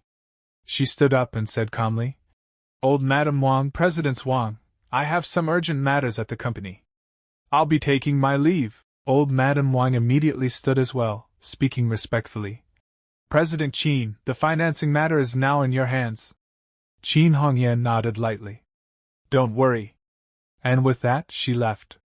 The moment she was gone, the rest of the guests understood. That mysterious tycoon wasn't coming tonight. One by one, they all began to leave. Once the hall emptied, old Madame Wang, furious and confused, demanded, What did Jia Yao say? Why did she only find out after the divorce that Ye Chen stole something? Jia Yao's mother explained angrily. She said Ye Chen booked the presidential suite at Westlake Hotel for an entire week. He spent nearly 600,000. That's why they suspect the money came from selling your antiques. Old Madame Wang slammed her hand on the table. That useless live-in son-in-law! But even then, she was still thinking about the bracelet sender. She forced herself to calm down and said firmly, The honored guest who sent that bracelet still hasn't arrived. We cannot lose such a huge opportunity because of that trash. She immediately split the family into two groups. Ji Chang, Su Xian, Yun Lian, you stay here with me. We'll wait a little longer. Then she turned to the others. Xiao Jie, Ji Yuan, Su Lan, you go to my house right now and check what's missing. Everyone answered together. Yes. Scene shift. At the Wang family villa. Xiao Jie, Jia Yao's father, and her mother arrived and immediately began searching the house. After 20 minutes of checking every corner, nothing was missing. Xiao Jie frowned. There's nothing gone. The uncle walked over and confirmed. Same here. Everything's intact. Did you find anything? Xiao Jie fell into deep thought. The calligraphy room is fine. This room too. That means nothing was stolen. The truth was clear. Ye Chen hadn't stolen anything. But Xiao Jie's hatred overpowered logic. He didn't want to clear Ye Chen's name. So he lied. Oh. I haven't finished checking yet. You should search again, just in case something was missed. The uncle nodded. All right. The moment the uncle left, a filthy idea formed in Xiao Jie's mind. He walked to a shelf and picked up an extremely expensive watch. Holding it, he sneered to himself. This was Grandpa's watch. Only 48 pieces exist worldwide. Worth over 5 million. A sinister smile spread across his face. Ye Chen, from today onward, you're the thief who stole this watch. He slipped the watch into his pocket, walked out holding the empty box, and suddenly shouted. My room! A watch is missing! Jia Yao's mother exploded in rage. So that's how that loser could afford the presidential suite. Without delay, Jia Yao's father called old Madame Wang. Mom, we found it. Grandpa's Richard Mille watch is gone. On the other end, old Madame Wang trembled with terrifying fury. Bring him to me. I want to cut off his hand today. But the moment Xiao Jie heard Ye Chen's name again, his legs went weak. The memory of being beaten last time flashed in his mind. I don't want to get beaten again, he immediately started acting. My injury hurts so badly. I need to go to the hospital first. Uncle, you go ahead. I'll come later. Before anyone could stop him, he ran away. Left with no choice, Jia Yao's father called Jia Yao. Are you still at Westlake Hotel? Scene shift. Westlake Hotel. On the phone, Jia Yao froze. What? Grandpa's Richard Mille watch is missing? 5 million? I understand. She hung up. Feng Chao asked nervously. What happened? Jia Yao clenched her teeth, eyes blazing. Ye Chen really did steal from my grandmother. Just wait, I'll make him pay. She stormed toward the receptionist and shouted. What's Ye Chen's room number? Feng Chao panicked. Jia Yao, what are you planning to do? She snapped back. What do you think? I'm taking him back. He stole a 5 million watch. But Feng Chao noticed something strange. She didn't look angry. She looked excited. Why do you look so excited? He asked suspiciously. Why does it feel like Wang Jia Yao actually wants to see Ye Chen? Worried about causing trouble, Feng Chao tried to stop her. I can't afford to offend the owner of this hotel. Don't make a scene. Just call the police. She shoved him away. Why are you such a coward? If you're scared, stay here. And she went up alone. Scene shift. Presidential suite corridor. Jia Yao stood outside Ye Chen's door. She banged on it furiously, screaming. Ye Chen, you thief! Open the door right now! A moment later, the door opened. Ye Chen stood there, freshly out of the shower, wearing nothing but a towel. Annoyed, he said, You woman, why won't you stop bothering me? The divorce just happened and you're already here? But the moment Jia Yao saw him like that, her anger vanished. Her face turned completely red. She stammered, Why you? Hello guys, welcome back. As we saw in the previous episode, Jia Yao stormed all the way to Ye Chen's room in a rage, and Ye Chen opened the door himself. But the moment the door opened, the scene turned completely different. Jia Yao had come to fight, yet the instant she saw Ye Chen's bare upper body, his firm physique and clearly defined abs, she froze on the spot. Her eyes widened in pure shock. Inside her mind, she couldn't help thinking, so Ye Chen actually has abs. In that very moment, embarrassment and regret hit her at the same time. She even thought to herself, if I had known earlier, I would have let him stay at home shirtless during summer. Ye Chen, however, completely ignored her reaction and asked coldly, "What exactly do you want?" Hearing his voice, Jia Yao snapped back to reality. To hide her embarrassment, she immediately changed the topic and accused him straight out. "Ye Chen, did you steal my grandma's Richard Mille watch?" Ye Chen was confused. "Which Richard Mille watch?"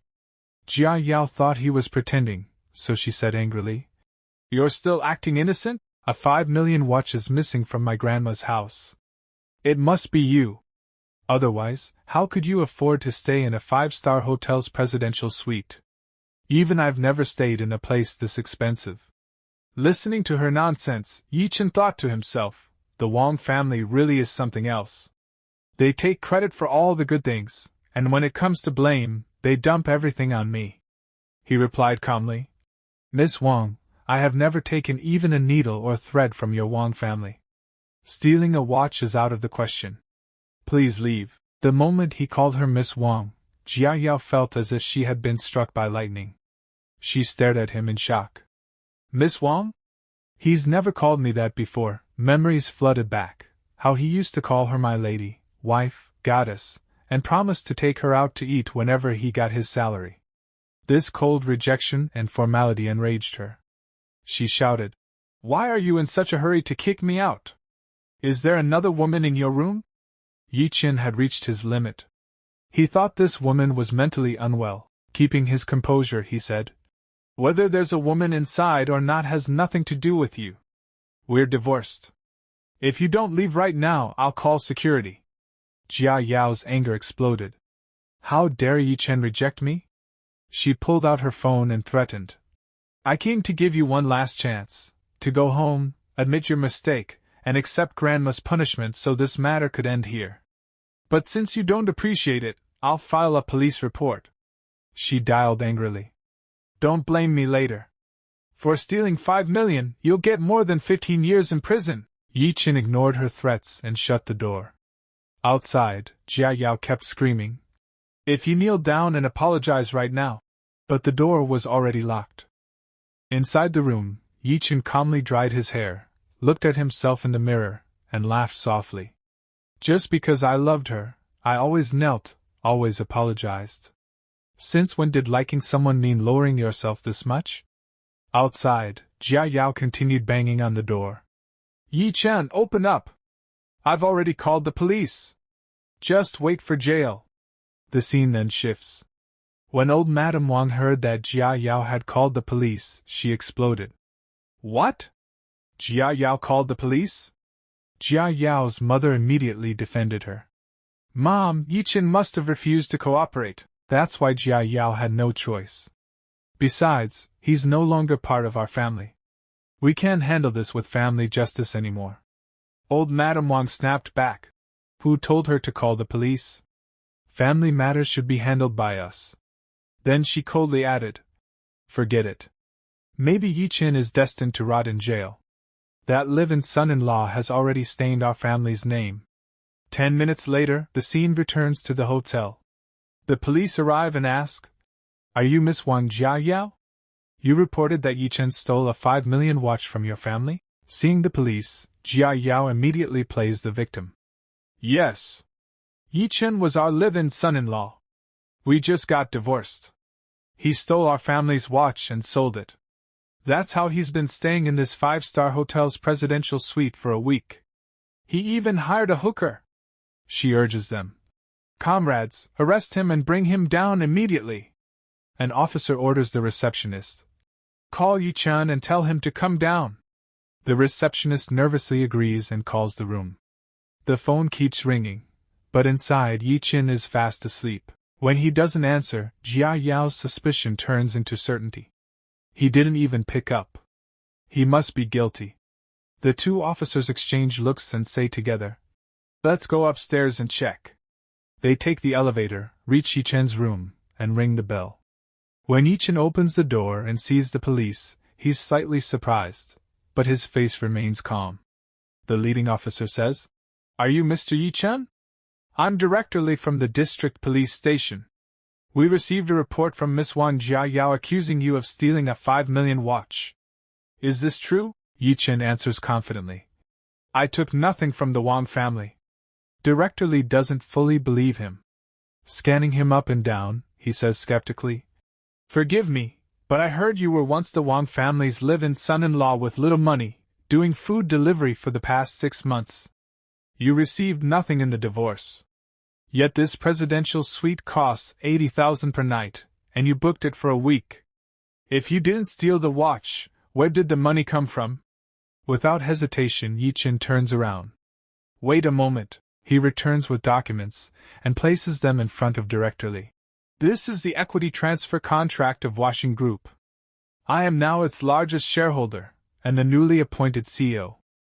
He hands over a business card. "Here's my card." The moment the officers see it, they're stunned. This black background, yellow text. Swiss metal, diamonds embedded. Just this card alone costs 10,000 yuan. Another officer whispers, "This feels exaggerated. Could it be fake?" Director Li asks, "Can your information be verified on SkyEye?" Ye Chen replies calmly, "The founder of SkyEye, Dr. Zhang Chao, is my second brother's university classmate. Since I haven't officially joined the office yet, I asked him to hide my data. If you trust SkyEye, I'll have it open temporarily." He makes a call. "Dr. Zhang, the police want to check my SkyEye profile. Please open it for 10 minutes. After hanging up, he says, "You can check now." The officers search Washing Group, and their eyes go wide. Ye Chen, CEO of Washing Group. Director Li still hesitates. Could this be hacking? Ye Chen sighs. "I didn't want to show off my wealth, but since you still don't believe me."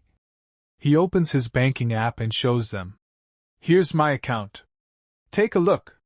The officer checks the balance and nearly loses his breath. Below the transactions. Available balance, over 10 billion. So many zeros. He blurts out, "This is 10 billion!"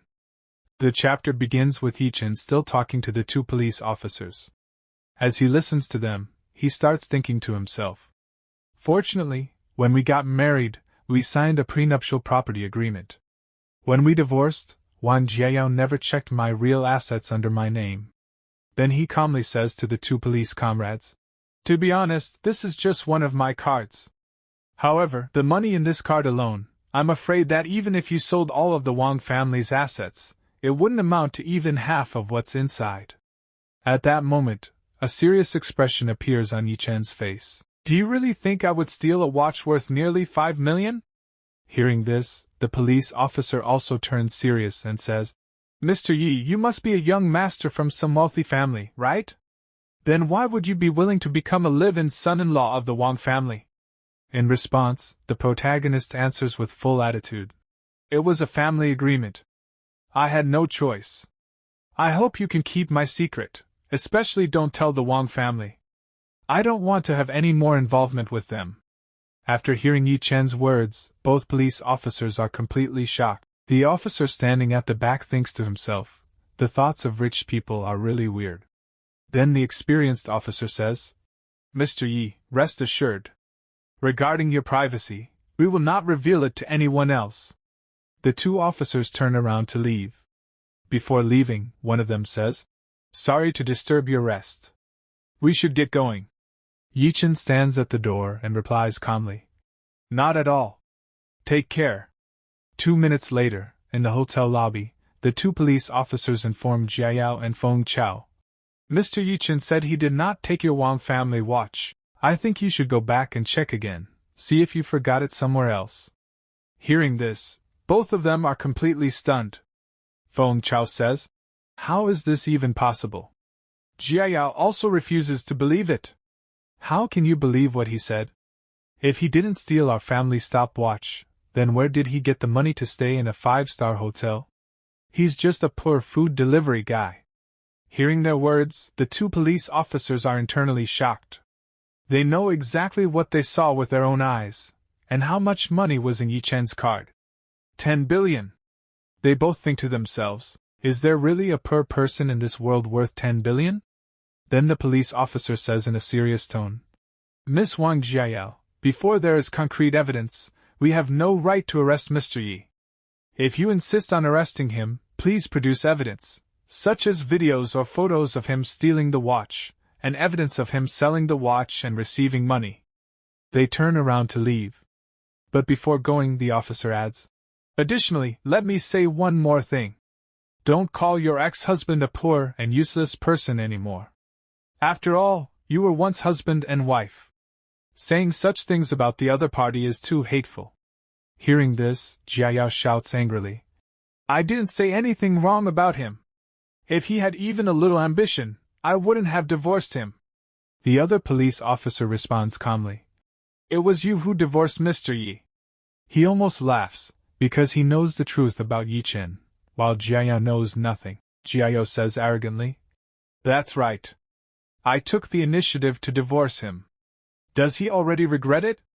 In response, the police officer gives a thumbs up and says, a husband with tens of billions in assets rejecting the CEO of Huachen Group, the one who should regret it is you. Right. He says this only in his heart. Jiayao neither hears it nor understands it. Suddenly, Jiayao asks, is there a woman in his room? She is still secretly jealous. The police officer replies, Mr. Ye Chen is alone in the room. There is no one else. Hearing this, Jiayao feels a little relieved and softly says, I know, he still loves me. She is still lost in her own dreams. The police officers leave. Feng Chao frowns and says, why did they come down from upstairs and become so polite to Ye Chen? Suspicion starts to rise in his heart. Just then, Jiayao's phone rings. It's Wang Shiji calling. She's slightly surprised but answers it. Jiayao, I heard you called the police. Did they arrest him and take him to the station? Jiayao replies, no. The police said there was no evidence. They can't arrest him. On the other side, Xiaoji asks, evidence? What kind of evidence? Jiayao says, evidence of stealing the watch and proof of receiving money from selling it. Hearing this, Xiaoji thinks, that's impossible. The watch is right here on my wrist. Then a light flashes in his mind. But I can forge evidence of Ye Chen selling the watch. Laughing, he says to Jiayao, leave this matter to me. I'll go check who he sold the watch to. Don't worry, I'll definitely send him to prison. He hangs up the phone. Jiayao stares at her phone, thinking about Ye Chen. If brother Xiaoji really sends Ye Chen to prison, what will happen then? She recalls the past, how the protagonist used to take care of her and praise her. Miss, is this dress okay? It's barely acceptable. Thinking of all this, her heart softens slightly. But beside her stands Feng Chao, whose mind is full of perverted thoughts. He moves closer, places his hand on her shoulder, and says softly, honey, let's stay at West Lake for a night tonight. Jiayao immediately feels disgusted. She slaps Feng Chao hard across the face and says, you can't even sell a single Ye Chen yet you dare to sleep with me? After saying that, she leaves. Feng Chao holds his slapped cheek and thinks viciously, Ye Chen, you ruined my fun twice. When you come out, I definitely won't let you off. At that moment, Feng Chao's friend walks over, whistling. Brother Chao, this cheek is hot. Before he can finish, Feng Chao grabs him by the collar and threatens coldly. Once Ye Chen leaves the hotel, notify me immediately. His friend is frightened but nods quickly. The next day, at 6 a.m. the protagonist walks out of his room. This time, as soon as the two receptionists see him, they are completely shocked. Ye Chen is wearing a full black suit, looking exactly like a business tycoon. They think to themselves, dominating CEO, completely different temperament from yesterday. Love it. Don't know who's lucky enough to be his wife. Ye Chen leaves the hotel.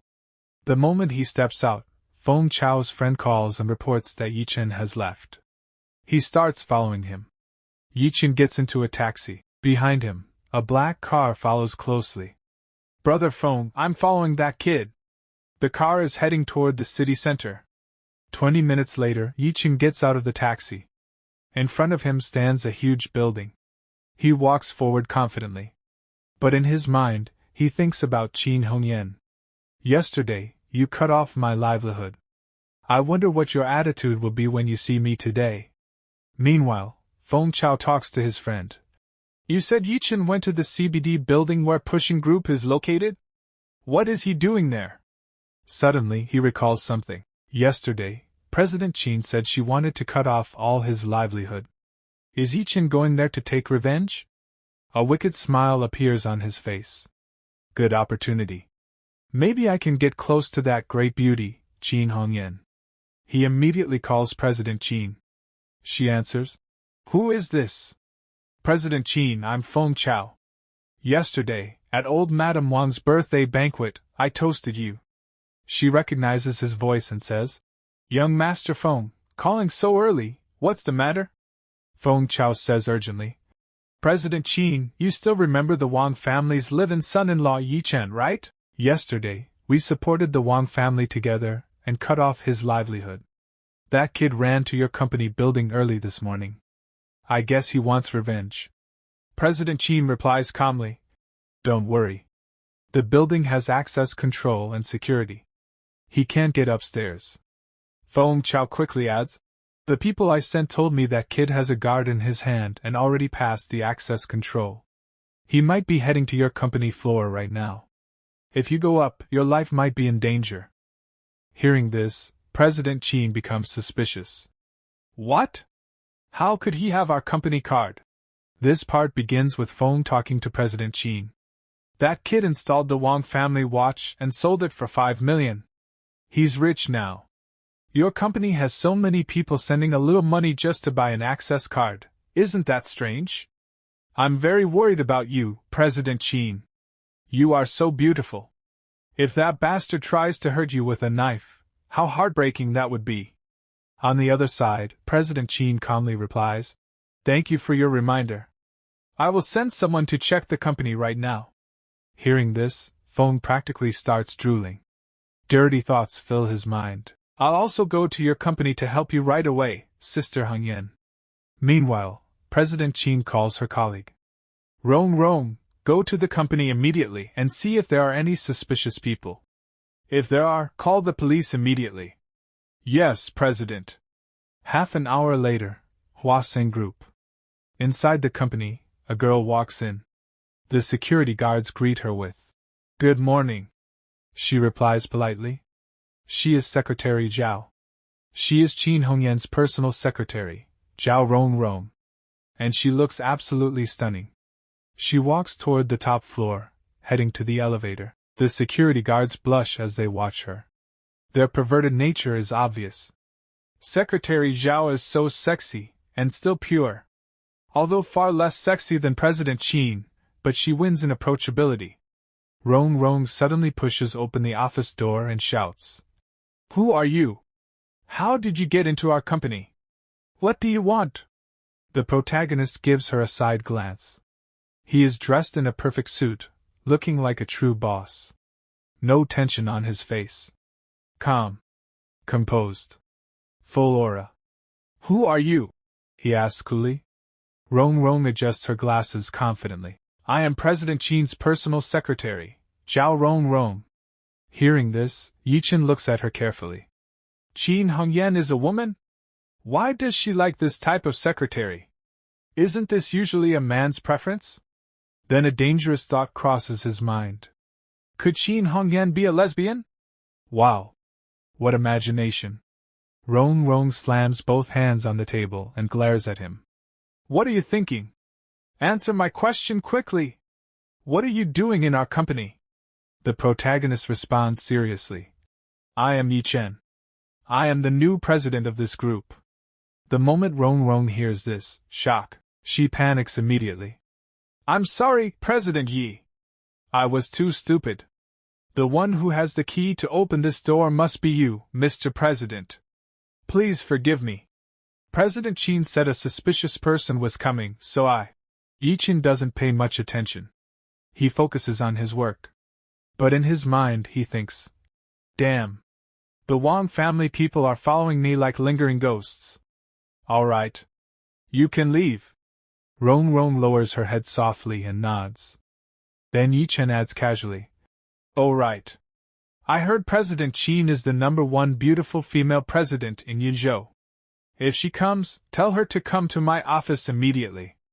I want to see just how beautiful our company's vice president is. After hearing this, Rong Rong goes to the restroom and calls Qin. On the other side, President Qin is driving fast toward Huaseng Group. How is it? Are there any suspicious people in the company? Rong Rong replies. The suspicious person you mentioned is President Yi. The new president of our group has arrived. And he said he wants to see you. Qin is completely shocked. What? President Yi is at the company? She presses the accelerator harder. I must get there quickly. 10 minutes later, CBD lobby. Rong Rong calls out from behind. Qin turns around. They walk together toward the office. Where is President Yi? Qin asks. He's in the office. He said he wants to meet you immediately. As they walk, Qin notices female employees touching up their makeup. Why is everyone here so early today? The receptionist posted in the group chat that the new CEO is here, and he's super handsome. So everyone rushed over. Qin gives a side glance. Oh? How handsome! Rong Rong's eyes sparkle. Her cheeks blush. More handsome than male celebrities. Very young. Looks about 23 years old. Qin frowns slightly. So young? She thinks. It's already rare that I became vice president at 32. Is the president really that young? She turns and says, tell everyone to be professional. Don't be love-struck. He is our president. He will look down on us. Rong Rong's eyes shine again. How could we be worthy of President Yi? A dominating CEO like him, only President Qin is worthy of him. As they move forward, female employees whisper. President Yi called you the #1 beautiful female president in Yizhou. Maybe he came here just to see you. Don't talk nonsense, Qin says confidently. I've been in Yizhou's business circle for years. There's no man I, Qin Hongyan, can handle. Just a 23-year-old little boy. Inside her heart, she thinks. There is nothing I cannot resolve once I take action. Employees recall how a previous billionaire CEO once couldn't be controlled. But after Qin stepped in for just 2 minutes, he behaved like a servant. Now, Qin even applies lipstick. The employees whisper excitedly. Later, leave the door slightly open. We want to see how you tame this new president again. Make him kneel and put on your shoes. We want to see that classic scene again. Qin finishes her makeup and walks toward the office, confident. But she has no idea. The calm before the storm is over. A huge explosion is about to happen. She reaches the office door. Come in. She opens it. A young man is sitting in a chair facing the window.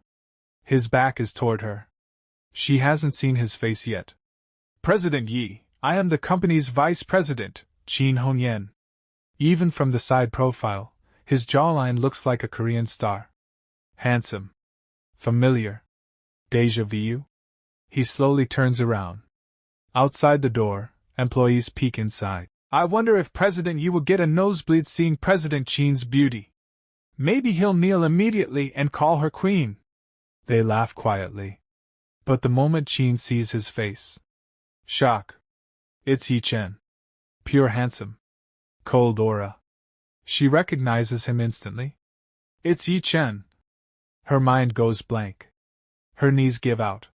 She drops to her knees. Speechless. Completely stunned. Outside, the employees are frozen in shock. Why did President Qin kneel instead? Rong Rong is also shocked. The office door is open. Hello guys, how are you all? Welcome back to another explosive episode.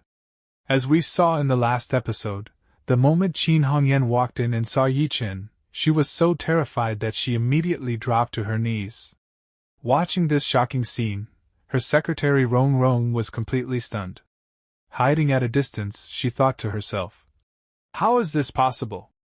It shouldn't be President Ye bowing to President Chen, but President Chen kneeling in front of President Ye. Before she could process it, Ye Chen's gaze suddenly shifted toward her. Afraid of being caught, she and the other girls screamed and ran away. As soon as they left, an awkward silence filled the office. On the floor, Qin Hongyan sat stiffly, her heart pounding wildly in her chest. Breaking the tense silence, Ye Chen looked at her and said with a faint smirk, President Qin, why did you kneel the moment you saw me? I can't accept such a grand gesture. His sarcastic tone made her feel even more embarrassed. Inside her head, she fumed. If you can't accept it, then why haven't you helped me up yet? This is so humiliating, and this position is beyond awkward. In frustration, she cursed the Wang family in her mind. If not for them, she wouldn't have offended her own boss like this. Finally, gathering her courage, she apologized sincerely. President Yi, I was wrong. Please forgive me for what I said yesterday. Ye Chen leaned slightly closer, lowering his voice near her face. Oh, now I remember. Yesterday, didn't you say we were lovers? Before Qin Hongyan could even react, Ye Chen suddenly stepped forward and pulled her tightly into his arms. Her eyes widened in shock. A soft gasp escaped her lips. Holding her close, Ye Chen inhaled her fragrance and thought to himself. So soft, and she smells incredible. No wonder so many men are crazy about this woman. Then he whispered smoothly near her ear. I heard I even rented an entire island just to make you my girlfriend. So, which island was it? Her face flushed bright red. In a trembling voice, she said, I'm sorry. I was wrong. Only then did Ye Chen finally release her. All right. Stand up first. Then we'll talk. He stepped back and ordered calmly. Close the curtains. If the other employees see this, it won't look good. Qin Hongyan immediately stood up and obeyed. Once the situation settled, Ye Chen sat in the boss's chair, flipping through a file. President Qin, yesterday you said you would block all my ways of making a living in Yuzhou. Now I am the president of the company, your boss. Tell me, how exactly are you planning to blacklist me now? The air in the room turned heavy. Hesitating, she replied, I truly didn't expect someone of your status to become the Wang family's live-in son-in-law. She lowered her head but spoke firmly. I know my mistake can't be undone. Whatever punishment you give me, I will accept it. If you want to slap me, I'll step forward. If you want to scold me, I'll listen. If you want to fire me, I'll pack my things and leave immediately. Her fearless attitude impressed Ye Chen slightly. He thought, this woman, she's not simple. She doesn't panic in front of problems. She takes responsibility. After a long silence, he finally relaxed. I had no intention of firing you. His expression softened. Yesterday, you were the only one who gave me a way out. If I really were just an ordinary live-in son-in-law, you would have been my benefactor. Relief finally appeared on her face. Thank you, President Yi. From now on, I will serve you wholeheartedly. But Ye Chen's expression turned serious again. I can forgive you. But at yesterday's banquet, those who tried to cut off my livelihood, I won't spare a single one. She responded softly. You can just call me Hong Yan. Without hesitation, he ordered. Hong Yan, gather all the information on everyone who tried to block me yesterday. She nodded immediately. At that moment, she understood. A storm was about to sweep through Yuzhou's business circle. Half an hour later, she returned with files. This contains everything you asked for, President Yi. Inside was the full history of Fang Chao. Seeing the name reminded Ye Chen of the mockery from Wang Jiayao, who once said, Look at Fang Chao. His family has nearly 10 billion in assets. How can a loser like you compare? Ye Chen asked calmly. I heard the Fang family is considered first class in Yuzhou.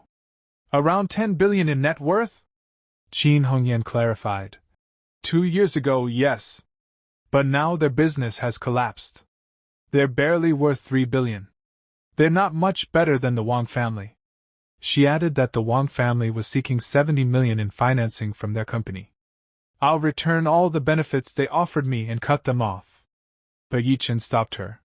These are separate matters. Bring me the project proposal. I want to review it. She immediately agreed. Meanwhile, outside the company, Feng Chao arrived with a smug smile. He wondered if President Qin had already handled Ye Chen. Suddenly, a girl approached him flirtatiously. Young Master Feng, don't you remember me? That night at Link's bar. Realizing he might have gotten drunk that night, he forced a smile. Oh, of course I remember. A plan began forming in his mind. Soon, they reached the upper floor. There, Rong Rong and the others were gossiping excitedly. The moment President Qin saw him, she knelt instantly. Suddenly, Feng Chao barged in. Where is President Qin? Without waiting for an answer, he stormed into the office without knocking. Seeing Ye Chen inside, he shouted, Ye Chen! You shameless live-in son-in-law! So you're hiding here? Qin Hongyan stood up angrily. Who allowed you in? Ignoring her, Feng Chao pointed at Ye Chen. Are you planning revenge on President Qin? Then he changed his tone, pretending to be heroic. Don't worry, Sister Hongyan, I'll throw this trash out right now. The next second. Slap!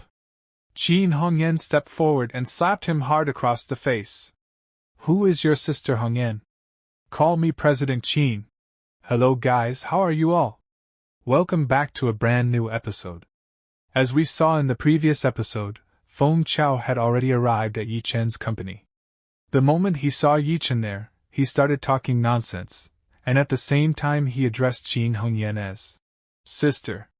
But before he could continue, Qin Hongyan suddenly lost her temper and pulled him in for a hard slap across the face. After receiving that loud slap, Feng Chao was completely stunned. Stammering, he quickly corrected himself. As Sister Hongyan. I mean President Qin. His mind was in total chaos. He kept wondering what exactly was going on here. What shocked him the most was that Qin Hongyan and her subordinates showed absolutely no surprise at seeing Ye Chen there. In the middle of this confusion, Feng Chao's brain came up with a ridiculous misunderstanding. He convinced himself that Ye Chen had come here to become a bodyguard. Pointing at Ye Chen, he suddenly shouted that he finally understood everything. He loudly declared that Ye Chen hadn't come to take revenge on President Qin. Instead, he had come to beg and become her bodyguard. Hearing all this nonsense, Ye Chen simply stood there quietly. In his heart, he wondered what kind of brain this fool Feng Chao had. What kind of absurd rubbish was he spouting? But Feng Chao's imagination was running wild. He recalled that earlier someone had mentioned kneeling. So in his twisted logic, Ye Chen must have knelt before Qin Hongyan, apologized to her, and begged to become her bodyguard. Feeling proud of his deduction, Feng Chao mocked Ye Chen. He reminded everyone that at yesterday's birthday banquet, President Qin had asked Ye Chen to become her bodyguard, but Ye Chen had refused. At that time, Feng Chao had even thought Ye Chen had some backbone. But now, he sneered, he never expected Ye Chen to wake up early in the morning, dress up like a dog in a bodyguard suit, and come running here to kneel and beg to stay by President Qin's side. After spitting out all this garbage, Feng Chao turned to Qin Hongyan and said she couldn't possibly agree with this. He reminded her that just yesterday at the banquet, she had promised to cut off all of Ye Chen's livelihood and block every path for him. The moment she heard this, Qin Hongyan's anger shot through the roof. In her mind, she labeled Feng Chao a complete idiot. Rong Rong, who was standing nearby, heard everything and was shocked. She wondered if President Qin really wanted to block all of Ye Chen's ways to survive. But before that doubt could grow, Qin Hongyan exploded in rage and slapped Feng Chao a second time. When did I ever say that? She shouted furiously. Still burning with anger, she ordered Rong Rong to throw this man out immediately. From today onward, he was not allowed to step into her company ever again. And any employee who had let him come upstairs would be fired on the spot. After receiving the clear order, Rong Rong immediately agreed.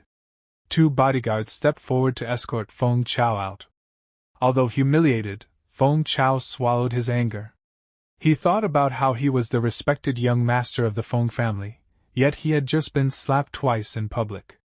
The most humiliating part was that it all happened in front of that useless live-in son-in-law. As the bodyguards dragged him away, he still wasn't done.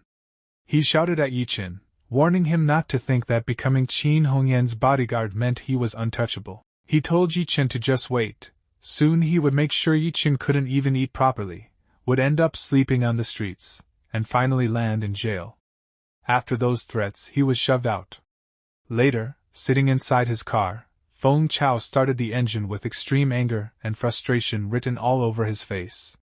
He cursed Qin Hongyan, calling her a cheap woman who had only gained power by relying on her looks and other men. Gripping the steering wheel tightly, he swore that once he fully controlled Wang Jiaxiao, one day he would make Qin Hongyan kneel before him and call him Daddy. He even threatened to toy with her brutally. In his frustration, he remembered Ye Chen again and decided he had to inform the Wang family immediately that this useless Ye Chen had become Qin Hongyan's bodyguard. 1 hour later, the scene shifted to Shirshan Villa. After hearing everything Feng Chao reported, old Madame Wang was shocked. She asked him to repeat what he had just said. Was it true that that useless, abandoned live-in son-in-law had actually become Qin Hongyan's bodyguard? Feng Chao confirmed that he had seen it with his own eyes. Ye Chen was standing in Qin Hongyan's office, holding her documents. Yan was stunned. Xiao Jia also questioned the basis of this claim. Adding fuel to the fire, Feng Chao said he had heard that the moment Ye Chen saw Qin Hongyan, he immediately knelt down and begged for forgiveness. He speculated that maybe Qin Hongyan had developed a liking for Ye Chen at the banquet and had a soft heart, which was why she accepted him. Hearing this, Jieqi's anger skyrocketed. She screamed that Ye Chen was truly shameless for kneeling before another woman. Jealousy and rage consumed her. She thought about how many chances she had given him to kneel and admit his mistakes. If he had knelt and begged her, she would have forgiven him. She wouldn't have divorced him. She wouldn't have called the police. But in 3 years of marriage he had never knelt before her. And now he had knelt before another woman. In that tense moment Yan mocked her, saying it seemed Jieqi's charm hadn't worked on him. She even boasted that if Ye Chen were her husband, she would have made him kneel on the very first day, and wash her feet every day after. Grinding her teeth, Jieqi swore that if she got another chance, she would make him kneel from morning till night. She then turned to her grandmother, and demanded that since Qin Hongyan had broken her promise, they should cut off all contact and take action against her. But suddenly, old Madame Wang slapped Jieqi and scolded her for talking nonsense. She reminded everyone that their 70 million financing was still in Qin Hongyan's hands. How could they afford to offend her? Later, old Madame Wang personally called Qin Hongyan and demanded an explanation. Qin Hongyan calmly explained that things were not as they seemed. She apologized and admitted she could not fulfill her previous promise. In her heart she smirked. If old Madame Wang ever found out that the so-called useless live-in son-in-law was actually her real boss, President Yi, she would probably faint from shock. Old Madame Wang, suppressing her excitement upon hearing President Ye's name, offered to send her son Jichang to personally meet President Yi and discuss the project. After the call ended, she strictly instructed Jichang to perform perfectly during the meeting. Meanwhile, she ordered the investigation against Ye Chen to continue. They must gather all evidence against him. Xiao Jia proudly claimed he had already found proof that Ye Chen had stolen from gang hooligans. Old Madame Wang praised him and said to keep the evidence safe. At the right time, they could send Ye Chen to jail, or even use him as leverage against Qin Hongyan. After humiliating Jieqi's family in comparison to others, Jieqi completely broke down. Trembling with humiliation, she ran out of the house.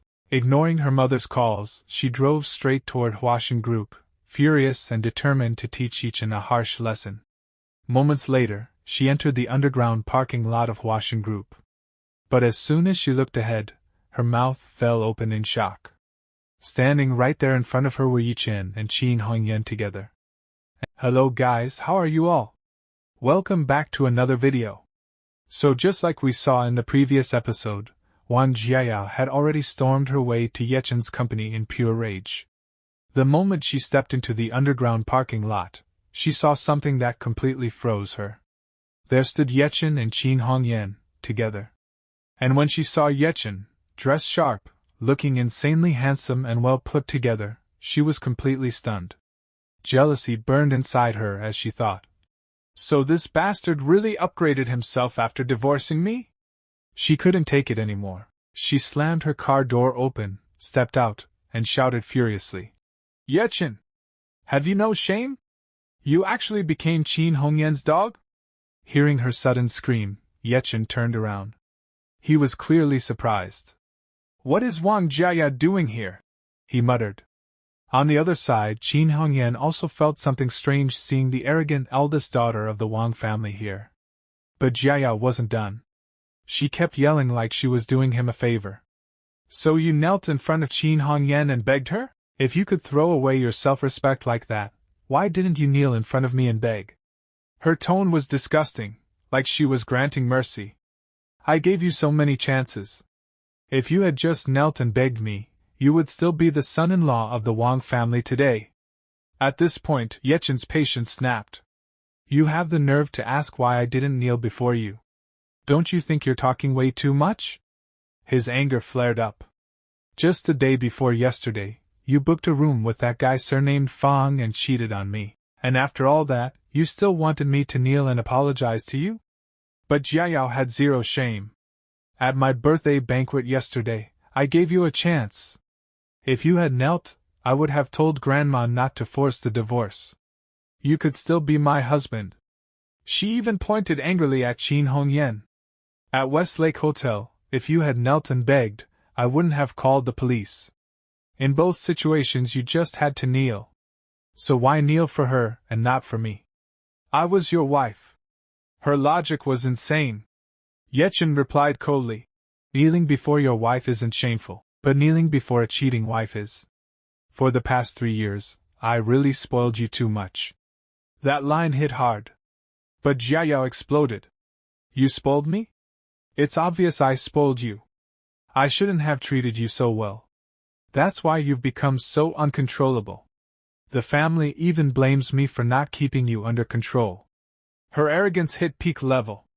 You're just a live-in son-in-law. If I had known earlier, I would have made you kneel every day and pour out the water you used to wash my feet. And then... slap! The sound echoed across the entire parking lot. Jiayao screamed and held her cheek. The one who slapped her? Qin Hongyan. Her face was filled with pure fury. You cheated first. And you still feel no guilt? As a woman, don't you feel any shame? Jiayao froze, trembling in anger. How dare you hit me? Qin Hongyan shot back. If I hit you, I hit you. Do I need to pick a special day for it? Jiayao screamed again. You stole my man and now you hit me? Seeing things escalate, Ye Chen stepped forward and gently held Qin Hongyan's shoulder. Forget it. Then he turned to Jiayao and said clearly. You should leave. I'm not your man anymore. That line destroyed her pride. Inside, Jiayao thought obsessively. Even if this Wang family's dog isn't mine anymore, I won't let anyone else have him so easily. Her twisted obsession kicked in. I order you to resign from Wanxing Group right now. You don't need to be Qin Hongyan's bodyguard anymore. Then she tried to flex money. She pays you 200,000 a year? I'll give you 500,000. And that's when Qin Hongyan burst out laughing. You want to buy Ye Chen for 500,000? She couldn't stop laughing. Even if you add another zero to that amount, it still wouldn't be enough. Jiayao's eyes widened. Wait, his salary isn't 200,000? Is it 5 million? Has Qin Hongyan gone crazy? Before she could process it, Qin Hongyan calmly told Ye Chen. Let's go. As they walked away, Jiayao panicked. Ye Chen, stop! She ran up and grabbed his arm tightly. You must resign today. Wang Xiaojie already has proof that you sold that watch. If it gets to the police, you're going to jail.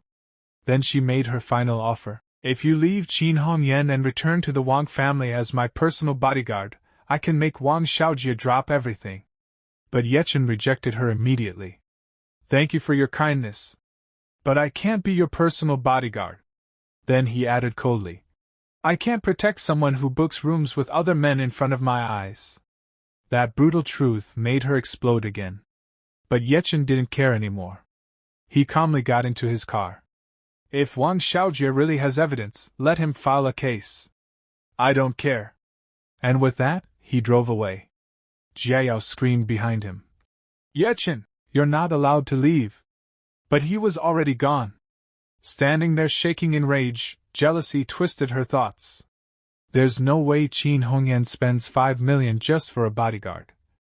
Could she be using him as her lover too? Her suspicion deepened. And just like that, jealousy turned into obsession. Jiao stood there shaking with rage. Inside her head, jealousy twisted into something ugly. So what, Qin Hongyan? Even with a rich CEO boyfriend like President Yi, you're still chasing other men? And you dare say I have no shame? The truth is, you're the most shameless one. The thought made her even angrier. And Ye Chen, that bastard, is no better. He knows she already has a boyfriend, yet he's still willing to become her lover. Just thinking about it makes my blood boil. Her pride wouldn't let it go. In what way am I inferior to Qin Hongyan? What does she have that I don't? Her obsession deepened. Scene shift, Yunjiao's 7th Street. This wasn't just any place. 7th Street was the most infamous slum area in Yunjiao. Public security here was chaotic and unreliable.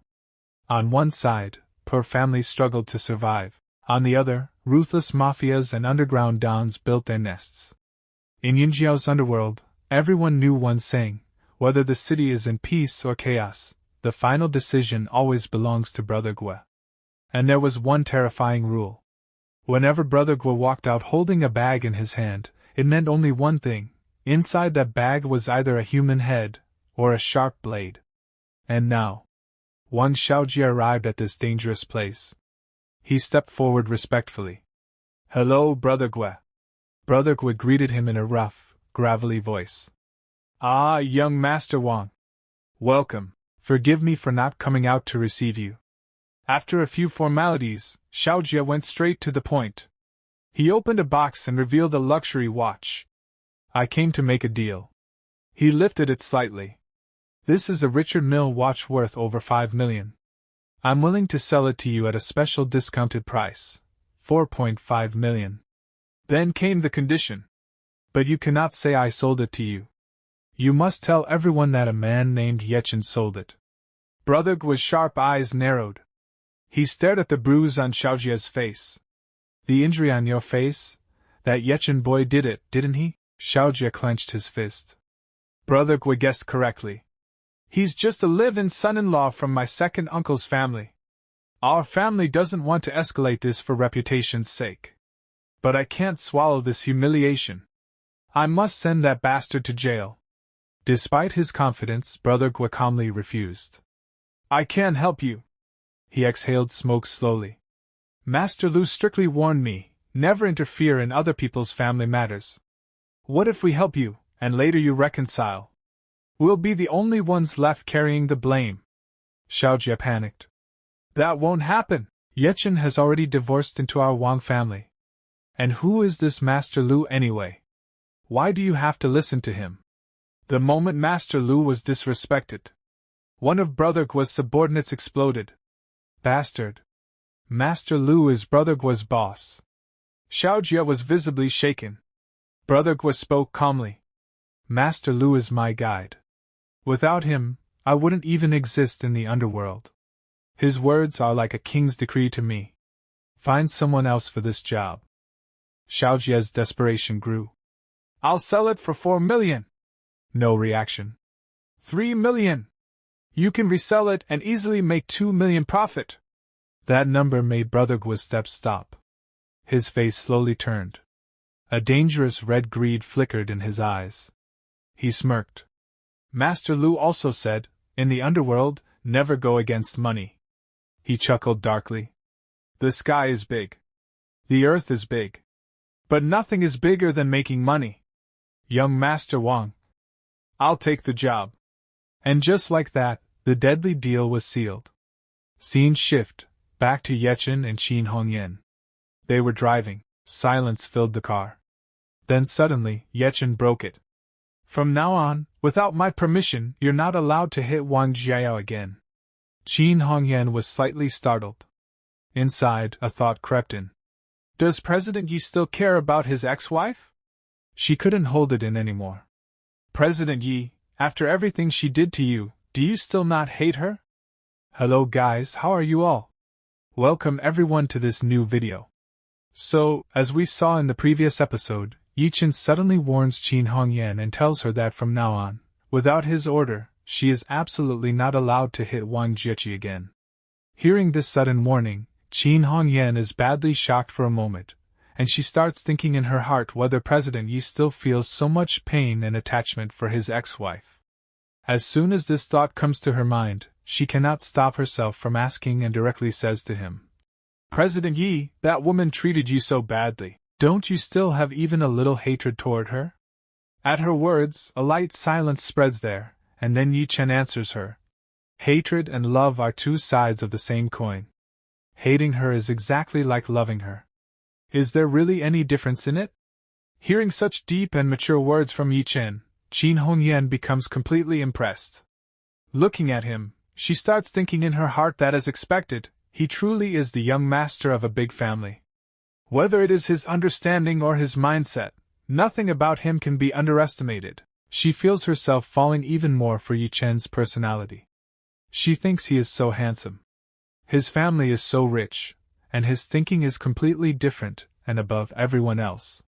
Along with that, he is such a generous and loving person toward women. Thinking all this, a light shy smile appears on Qin Hongyan's face, and she makes a promise to herself that since Wang Jieqi did not value such a diamond, then she herself will be the one who makes this man hers. After a short while, the scene shifts, and we see that Ye Chen and Qin Hongyan have reached a new location called Golden Pavilion Temple. Both of them stand among the beautiful scenery and start talking. Ye Chen, in a slightly serious tone, asks whether the Wang family is planning to build their first-class private residence right here. Saying this, he recalls in his mind the project details. This is the same project for which the Wang family is asking financing from Washing Group. This so-called first-class private residence is actually a special housing designed only for top-level and first-class families. At his question, Qin Hongyan nods her head and, looking at the surroundings, says that yes, this is exactly the place. She further explains that this place has the most gardens in Yuzhou, and along with that, there is a whole mountain of red maple trees here. The people living here can comfortably picnic in those maple forests. Not only that, Yuzhou's only natural hot spring is also present at this place. After explaining all this, she says that although the location is really very good, President Yi, do you truly intend to give them money for this project? The Wang family has treated you extremely badly and beyond limits. But at this moment, Ye Chen's expression remains completely calm, and he says that to tell the truth, this project was actually his own idea.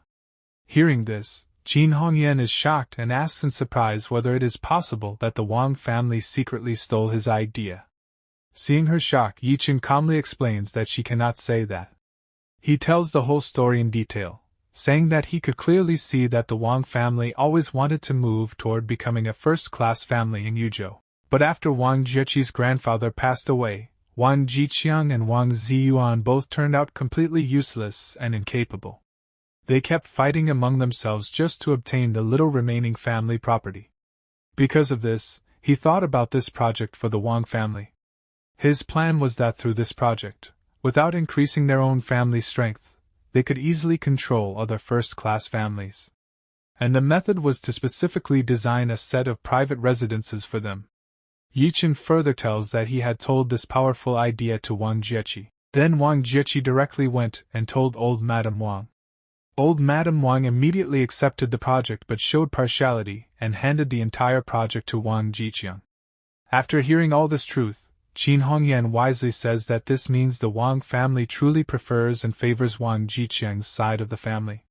She falls into thought and says that in the end, they still give more importance to men than women. Deep down, they believe that Wang Jieqi does not have any right to expand or claim authority over the Wang family business. After realizing all this, Qin Hengyan says in a soft tone that only on this one matter, she truly feels a lot of sympathy for Wang Jiechi. At her reaction, Ye Chen looks slightly gloomy and nods, saying yes, Wang Jiechi has always been looked down upon by her family and never respected. Her parents also always put a lot of pressure on her. And despite all this, her family arranged a live-in son-in-law like him for her. But tension rises again when Qin Hengyan remembers old matters and, making an angry face, says that even if all that is true, it still cannot be an excuse for her betrayal. Silence spreads again. Then Ye Chen steps forward and, in a very soft and romantic way, removes a red maple leaf that had fallen on Qin Hengyan's hair. Looking into her eyes, he calmly says, "Hengyan, come with me, let's go have a drink."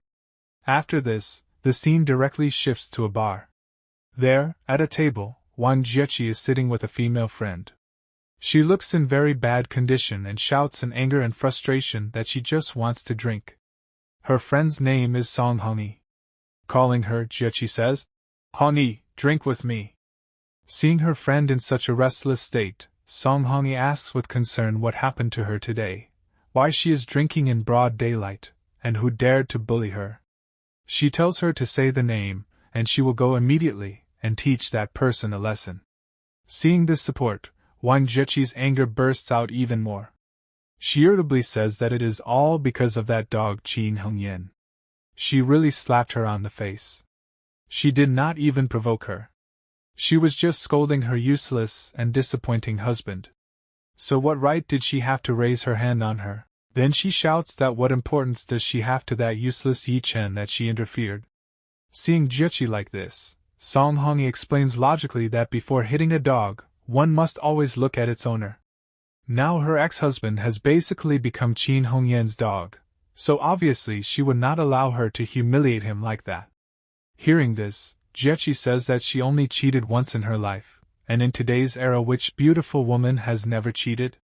Then she looks at Song Hongyi and shouts that she herself cheated twice.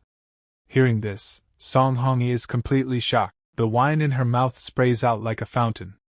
Controlling herself, she asks why Jiechi is suddenly mentioning her. At least she was not caught by her husband. In defense, Jiechi vents her anger on Ye Chen, saying he is just a live-in son-in-law. Even if he knew everything, why could he not silently endure it? She says she asked him to kneel before her, but he clearly refused. Instead, he turned around, kneeled before Qin Hengyan to apologize, and willingly agreed to become her bodyguard. Looking confused and jealous, she asks what the reason could be. She could have paid him just as much money. Hearing this, Song Hongyi thinks and seriously analyzes the situation. She says that in the past 3 years, from what she understood about Ye Chen, he loved Jiechi very deeply and cannot change his feelings so easily.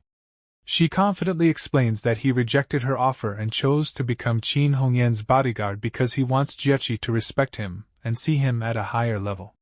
This goes over Jiechi's head, and she asks in confusion. Seeing her blank expression, Song Hongyi explains in detail that if he used her money, he would feel inside that he is still living off her and surviving on her leftovers.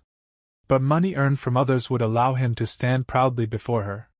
She concludes that Ye Chen wants to go out into the world, build a big name for himself, prove himself worthy of her, and then one day return and propose again. After hearing this explanation, Jiechi's eyes shine. All her tension disappears instantly. She thinks excitedly that this must be true, and a proud smile appears on her face. With attitude, she flips her hair back and says she already knew that useless man still loves her. Seeing her overconfidence, Song Hongyi reminds her whether she did not want someone of equal status. She says Jiechi could marry Feng Chao. Hearing his name, Jiechi wrinkles her nose and says Feng Chao is too much of a playboy and does not know how to care for people. At least Ye Chen is not like that. Song Hongyi says that if things do not work out, she can divorce again and keep Ye Chen as her fallback guy, her backup plan. An honest and simple man like him would happily accept that. Hearing this selfish plan, Jiechi says she is really evil, but the next moment bitterness appears on her face, and she angrily says that Ye Chen made her very sad and disappointed, so he deserves all this. During the discussion, Song Hongyi asks another doubt, was he not always a house husband? Then why did he suddenly start doing food delivery in the past 6 months? Jiechi recalls in a flashback that about half a year ago, when their whole family had gone to Switzerland for vacation, he fell sick and desperately needed money. He could not contact them, so later he decided to earn money himself. While they are talking, Jiechi's phone suddenly rings loudly on the table. The screen shows young Master Wang. She quickly picks up the call. On the other side, Wang Xiaojie tells her to immediately come to Grandma's house because he has found evidence against Ye Chen regarding selling that watch. The scene cuts to the next morning inside the grand building of Washing Group. As soon as Ye Chen enters through the main gate with a boss-like aura, all the employees respectfully greet him. Suddenly his phone rings again. It is Wang Xiaojie. He tells him to quickly come to Grandma's house and says he has already invited the man who bought his watch. If he has courage, he should come and confront him face to face. Hearing this childish threat, Ye Chen remains calm on the call but thinks deeply inside. He never sold that watch. So where did this witness come from? After thinking, he says that whatever it is, he will come and settle this matter once and for all so they stop bothering him for no reason. He cuts the call without waiting for a reply. After putting down the phone, he turns to Secretary Zhu Rongrong and asks whether she knows how to drive. She says yes. Hearing that, he immediately decides and tells her to drive him to Shirshan Villa. She respectfully replies, "Yes, sir." As we saw in the previous episode, Ye Chen was heading toward Shirshan Villa together with Zhu Rongrong. And now we see Ye Chen's car speeding forward toward Shirshan Villa. During the journey, while sitting inside the car, many thoughts are running through Ye Chen's mind. He looks outside through the window and thinks to himself, returning to Shirshan Villa, and this time taking my cousin back as the president of the Huasher Group. My feelings are honestly becoming a little complicated.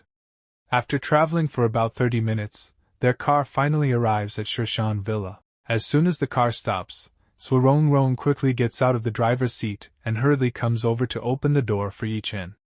Seeing this scene, Jia Yao's mother, who is standing there, is completely stunned. Suspicious thoughts appear in her mind as she thinks, isn't this Secretary Zi whom Qin Hongyan values the most? But why is she driving the car? At the same time, old Madame Wang also notices the scene. Confused, she thinks to herself, what is she doing here? And where is Ye Chen? Just then, after the door opens, Zhu Rongrong respectfully says, President Yi, we have arrived. Hearing this, Ye Chen steps out of the car and, with a boss-like attitude, says to her, Secretary Zhu, wait here for me. Rongrong immediately nods and replies, yes, sir. However, for the rest of the Wang family members standing there, all of this is extremely hard to digest. They look at each other in disbelief, and only one thought is running through their minds. Is Zhu Rongrong really acting as Ye Chen's driver? In the middle of this shocking moment, Jia Yao can't hold herself back and mutters, Ye Chen, how is this even possible? Before Ye Chen can react, Xiao Jie, who is standing there, suddenly bursts out laughing exaggeratedly. Mocking Ye Chen loudly, he says, oh, I get it now. Is this fake Ye Chen trying to create a scene like those stories where a normal food delivery guy humiliates a rich family to take revenge? Hearing his sarcastic remark, old Madame Wang also seizes the chance and says mockingly, oh yes, exactly. What are you showing off for? Watching all this just makes me laugh. Jia Yao's mother quickly agrees and says, yes, Xiao Jia is absolutely right. Xiao Jia laughs again and shouts at Ye Chen, Ye Chen, you've really gone too far with this acting. You're behaving as if you're actually the CEO of some big company. You even made secretaries would drive the car and open the door for you. Tell us honestly, how much money did you pay her to act in this drama? Meanwhile, Wan Yuan also jumps in and sneers. Who in this city doesn't know that you're just President Qin's dog in the Washing Group? Then what's the point of this useless attitude and fake show-off? Even after hearing all these insulting words from the Wang family, Ye Chen remains silent. In his mind, he thinks, the Wang family has always been like this. Their nature will never change. Can elephant tusks ever grow out of a dog's mouth? At that moment, his gaze suddenly falls on Jia Yao. He notices that she is actually smiling slightly. Seeing that smile surprises him, and he wonders, why is Wang Jiayao smiling? In reality, Jiayao is lost in her own fantasy. Looking at Ye Chen's new appearance, she happily thinks to herself, Hongyan was absolutely right. Ye Chen joined the washing group just to become successful one day and prove himself to me. And today, all of his actions are the biggest proof of that. Seeing Jia Yao's delusional smile, Ye Chen feels slightly irritated. He thinks in his mind, it seems their brains are filled with garbage. Then he calms himself and speaks to them in a cold, firm voice. Stop all this nonsense. Just tell me, where is the witness you were talking about? As soon as he asks this question, Xiao Jia smirks and points inside, saying, he's inside. Quietly follow me. Without further argument, Ye Chen and the others slowly walk inside Shan Villa. But the moment they enter, the scene completely changes. Inside, many thugs are standing there. Seeing them, Ye Chen pauses for a second and analyzes the situation in his mind. These people look like gangsters at first glance. What are people like them doing in Shan Villa? Just then, Brother Gua walks forward. The moment he sees Ye Chen, he smiles and says, Brother Ye Chen, it seems we meet again. Hearing this sudden statement, Ye Chen looks confused and asks, when and where have we met? Brother Gua pretends to be surprised and says, did you forget? Just a few days ago you came to me to sell a watch. I gave you 5 million for it. I'm Brother Gua. As soon as this statement comes out, Xiao Jie immediately takes advantage of the moment. Stepping forward, he mocks Ye Chen and says, even a normal high school kid knows who Brother Gua is. And you're saying you don't know him? I think you're just afraid to admit the truth. You were the one who sold that watch to Brother Gua, and now you're pretending not to recognize him. Hearing this nonsense accusation, Ye Chen confidently replies, Wang Xiaojie, so this is the witness you brought? I have to admit, it perfectly suits your style. Hearing this, Xiaojie completely loses his temper and shouts angrily, what nonsense are you talking about? It's obvious you stole that watch. At the same time, old Madame Wang's anger also explodes. She shouts, Ye Chen! You stole from the Wang family, and you still have the audacity to argue in front of us? The atmosphere becomes extremely tense, but Ye Chen calmly says, Old Madame Wang, I came here today only to clarify things. I never took your family's watch. Hearing this, old Madame Wang becomes even angrier. She immediately takes out the watch and shows it to everyone, saying, then explain this. How did this watch end up in Brother Gua's hands? This is a global limited edition watch, and every watch has its own exclusive mark. There is absolutely no chance of a mistake. At that moment, Brother Gua steps forward and points at Ye Chen, saying confidently, Brother, you're the one who came to sell me this watch.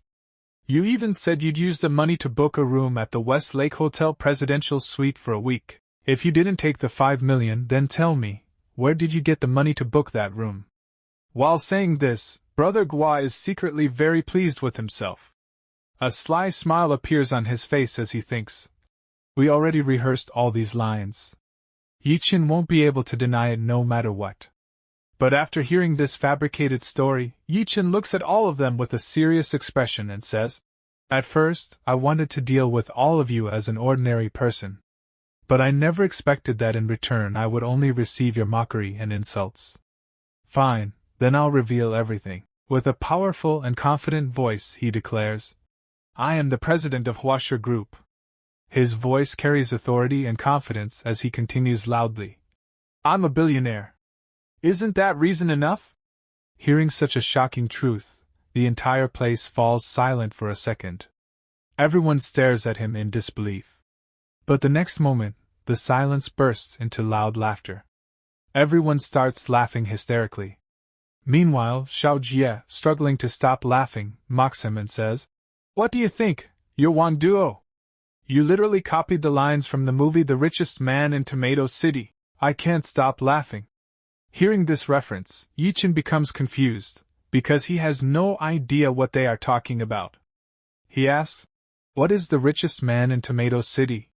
Seeing his innocent confusion, Wang Yuan steps forward with a proud smile and says sarcastically, "Why do you love pretending to be rich so much? If you were really the president of Washington Group, forget my sister marrying you. I would happily become your second wife myself. My sister and I would take turns serving you." Right after her mocking words, Brother Gua walks forward and suddenly places his hand on Ye Chen's shoulder. He says, "Brother, stop this useless drama now. Just kneel down, bow your head, and apologize to old Madam and young Master Wang. Don't worry. Old Madam already said she won't send you to jail." Seeing this, Jia Yao also steps forward and says, "Ye Chen, you were my husband for 3 years after all. Our Wang family remembers old relationships. So we won't send you to jail. Even though you already spent millions, you can pay it back later. Just kneel down now and admit your mistake. After that you can leave." Hearing her words, Ye Chen replies firmly, "I didn't do anything wrong, so I won't kneel. And even if I had done something wrong, the Wang family doesn't have the status to make me kneel." Hearing this arrogant response, old Madam Wang and Jia Yao's mother explode with anger. They shout furiously, "Call the police! Send this useless live-in son-in-law to jail for 10 years!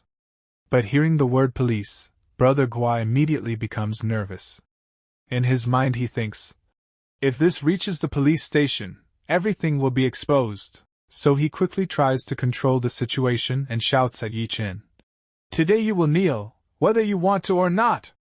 Then he signals to the thugs behind him and orders, "Brothers, grab him and force him to kneel!" Immediately, 2 thugs rush forward and grab Ye Chen from behind. One of them angrily says, "Didn't you hear what Brother Gua said? Get down on your knees!"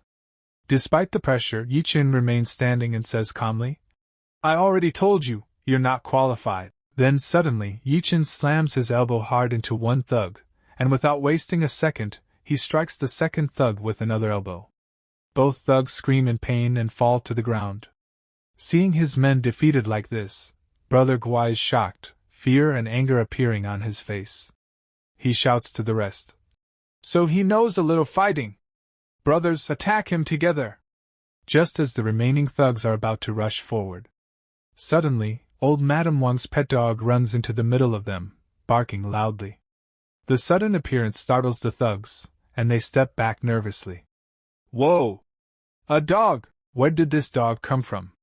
Instead of being afraid, the small dog runs straight in front of Ye Chen, barking at the thugs as if trying to protect him. Seeing this, Ye Chen calls out the dog's name, "Hua Hua." He steps forward, gently picks up the dog, and holds it to his chest. Looking at the dog, he says softly, "You little troublemaker, weren't you barking at me yesterday?" Old memories flood his mind as he thinks. Even though Hua Hua is old Madam Wang's favorite dog, for the past few years I was the one cleaning its poop and feeding it. Today, when I was in trouble, this little guy actually came to protect me. Then Ye Chen turns back toward the Wang family and says sarcastically, "Even a dog knows who treats it well. That's much better than certain people who are worse than pigs and dogs." As we saw in the previous episode, old Madam Wang's dog, Hua, stepped forward and stood in front of all those thugs to protect Ye Chen. Seeing this, Ye Chen gently picks the dog up and, with a smile, says, "You little troublemaker, weren't you barking at me just yesterday?"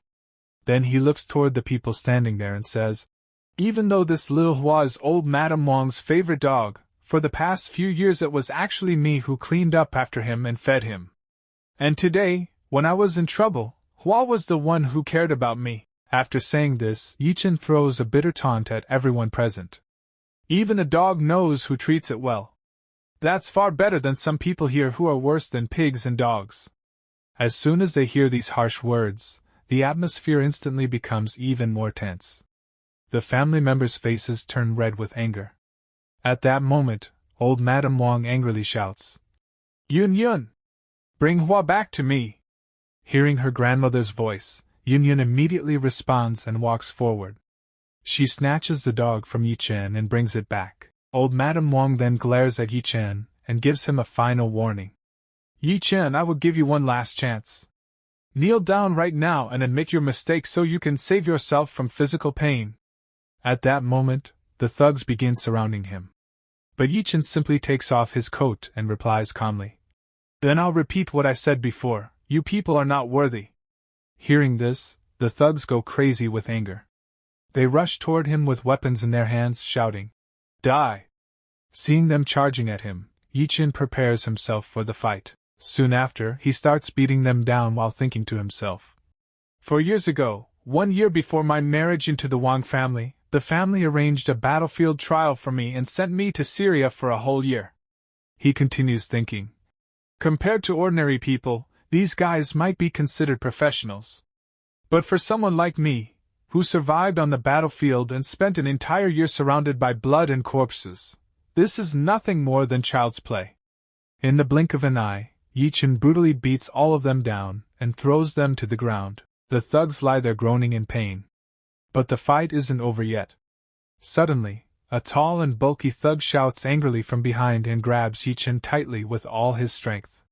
Seeing this, another thug standing in front becomes excited and shouts, "Hold him tight! I'm going to cut the tendon in his arm." Brother Gua then angrily says to Ye Chen, "Brat, you dared to hurt my men. Today I'll cripple you." But in the very next moment, the situation completely reverses. Ye Chen suddenly breaks free and launches a counterattack on the thug. Then he starts beating the other thug as well. Seeing this intense fight and Ye Chen's terrifying strength, Yuan's eyes widen in shock. She screams in fear, "Oh my God! How can one person's fighting ability be this terrifying?" Meanwhile, old Madame Wang, seeing this scene, starts muttering in shock. Could it be that the old man insisted on marrying Jiaki to Ye Chen because he knew about these skills of his? At the same time, Jia Yogi secretly thinks in her heart, "Did Grandpa arrange my marriage with him so that he could protect me? No. She quickly tries to convince herself. Grandpa arranged this marriage because his family is rich. Besides, this is a peaceful era, and the Wang family has no enemies." Amid this tense atmosphere, Ji Chang suddenly laughs and says to Jia Yao's father, "Dad really found a strange specimen for your Jiaki. Good thing I refused at that time." Hearing this, Jia Yao's father looks surprised. "Huh!" Ji Chang then smiles and says, "Do you think Dad originally fixed Ye Chen and Jiaki's marriage first?" "Wrong. Dad actually came to me first." Hearing this, Jia Yao's mother asks in shock, "Big brother, what did you say?" At this moment, the story shifts into a flashback. Grandpa was saying to Ji Chang, "Ji Chang, right now we have found a very rare, top-quality son-in-law candidate. Are you willing to arrange Yuan's marriage a few years earlier?" Back in the present, Ji Chang reveals the truth to everyone. "When I found out that he was just a rural loser like Ye Chen, I refused on the spot. I said Yuan was still too young. And only after that was Ye Chen's marriage arranged with your Jiaki."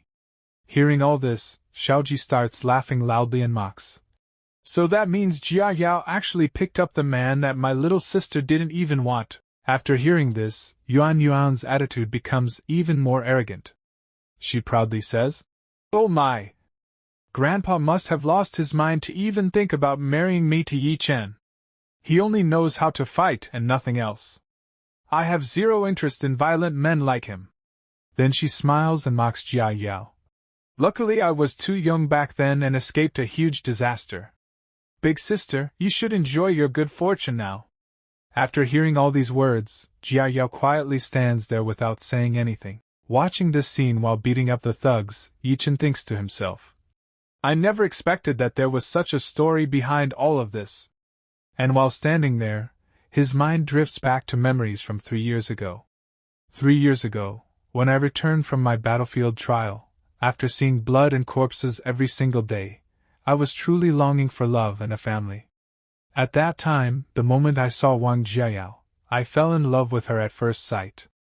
I thought that I would spend my whole life with such a cute and beautiful girl. But now, as he compares that beautiful memory with today's harsh reality, he thinks to himself, "I never expected that our relationship would end like this." At that moment, Ye Chen starts walking straight toward Brother Gua.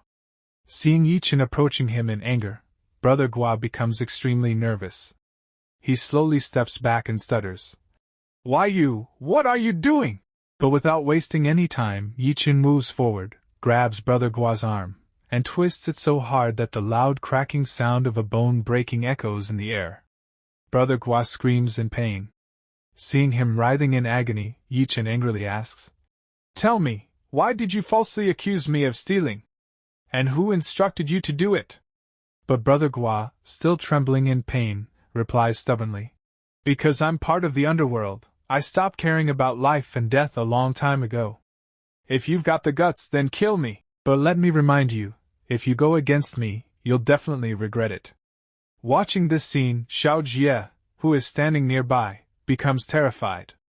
He realizes that if Ye Chen makes this thug confess the truth, all his secrets will be exposed. Nervously, he thinks, if Ye Chen forces him to spill the truth, I'll be in huge trouble. As soon as this fear hits him, he suddenly shouts loudly, "Ye Chen, stop! Do you really want to kill someone in front of Grandma?"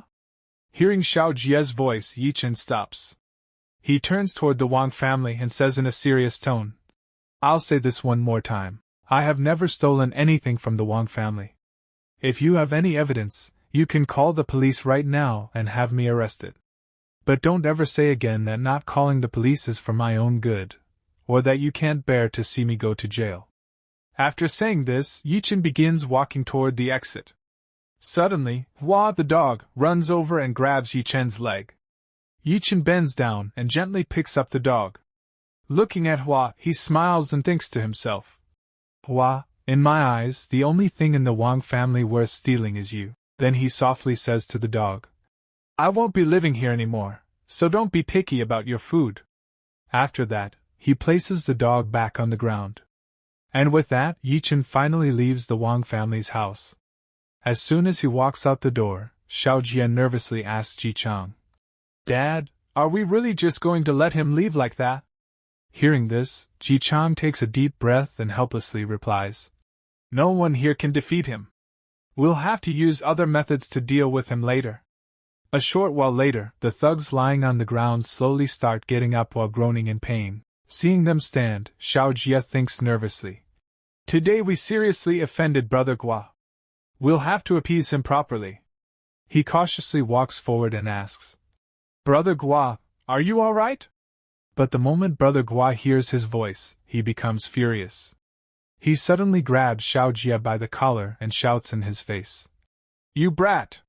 What kind of monster did you bring for me to deal with? You'll have to pay another 1 million to cover my brother's medical expenses." Even after hearing this huge demand, Xiao Jie immediately replies, "Money isn't a problem, as long as you teach Ye Chen a brutal lesson, and if possible, kill him." Hearing this deal, Brother Gua finally calms down a little. As he gets into the car with his men, he says, "Fine. I'll definitely settle this matter with Ye Chen. I'm in a hurry right now, so I'm leaving." While driving away, Brother Gua angrily mutters to himself, "Today Ye Chen humiliated me in front of everyone, and even broke my arm. I will definitely take revenge for this." With this burning desire for revenge, the scene shifts. We arrive directly at a luxurious conference room inside the Huaxing Group. Here, Ye Chen is sitting in the boss's chair, with Qin Hongyan and the other board members seated nearby. Leading the meeting, Ye Chen announces, "Since everyone agrees, from now on we will officially begin cooperation with Dingqing Real Estate." Then he turns toward Qin Hongyan and orders, "Hongyan, inform the Wang family, I mean Dingqing Real Estate, to send someone here so they can explain the project plans to me in detail. I also want to inspect their preparations." Upon hearing the order, Qin Hongyan immediately replies, "Yes, I'll notify them right away." After the meeting ends, the story shifts once again to Shirshan Villa. Here, Ji Chang looks extremely excited and happy. He runs in and excitedly tells old Madame Wang, "Mom! President Qin just called me. She said that the CEO of Huaxing Group has agreed to finance us with 70 million. However, he wants to meet me face to face to discuss the project so he can personally see how well prepared we are." Hearing this, old Madame Wang becomes overjoyed. She tells her son, "Ji Chang, you must perform well so that President Yi gets a good impression of you. We want to continue cooperating with Huaxing Group in the future." Hearing this, Ye Chen confidently replies, "Yes, I will definitely perform well in front of President Yi." But just then, Yuan suddenly walks in. She wants to take advantage of this opportunity to meet the rich CEO. Stopping her father, she asks, "Dad, can I come with you too?" Last time we saw that Wang Jiqiang was getting ready to go to President Ye's company. Just then, Yuan suddenly arrived there and started insisting that she go with him as well. Seeing this, Jiqiang was a little surprised and asked her, "Are you going there too?" Hearing this, Yuan replied with great confidence, "I heard that he is handsome and young, not like the other CEOs." As soon as she said this, Jiechi, who was standing there, could not hold herself back anymore and immediately interrupted her, saying, Yuan, no matter how handsome President Yi is, he already belongs to someone else. Did you forget that President Qin and President Yi are lovers?" After hearing Jiechi say this, a proud expression appeared on Yuan's face, and she said arrogantly, "What does that have to do with you? They are only lovers, they are not married. And besides, I am younger than Qin Hongyan and my figure is better than hers, so why can't I snatch President Yi away from her?" Seeing Yuan's overconfidence, her brother Xiao Jijie, who was standing there, immediately stepped forward and supported his sister. "That's absolutely right. I support my sister." During this argument, old Madame Wang also sided with Yuan's thinking and said, Yuan's thinking is absolutely correct. In this world, capable men are very rare. If you want to obtain them, you have to fight for them. Yuan, this time you will go to Huashan Group with your father to meet President Yi. The moment Yuan heard such permission from her grandmother, she jumped with happiness, and quickly thanked her, saying, "Ah, really? Thank you, Grandma. May Grandma live a long life." Seeing all this, Jiechi, who was standing on the other side, started thinking to herself, "The idea of the first-class private residence project was first given by me. But Grandma gave the responsibility of it to Uncle's family." She could not tolerate this unfairness, so she immediately spoke up and said, "I also want to go." The moment she said this, Yuan immediately mocked her and said, "Sister Jiechi, you are already a divorced woman. Do you really think President Yi would even look at a woman who is going to marry for the second time?" During this harsh remark, their grandmother also supported Yuan and said while looking at Jiechi, Yuan is absolutely right. Even if you are more beautiful, I have already decided to match President Yi with Yuan. Jiechi, you should just compromise and marry Feng Chao." With all this support, Yuan became even more arrogant. She happily massaged her grandmother's shoulders and assured her, "Don't worry, Grandma. I will definitely win President Ye's heart." Hearing all these things made Jiechi so angry that she clenched her fists tightly and thought to herself, "It's always like this. Grandma always shows favoritism." About 1 hour later, the scene shifts, and we see the building of Huashan Group. There, Secretary Rong enters President Ye's office and informs him, "President Yi, Wang Jiqiang and his daughter have come to meet you." Hearing this, President Yi replied without any special reaction, "Let them wait in the reception room." Rong immediately nodded and said, "Yes, sir."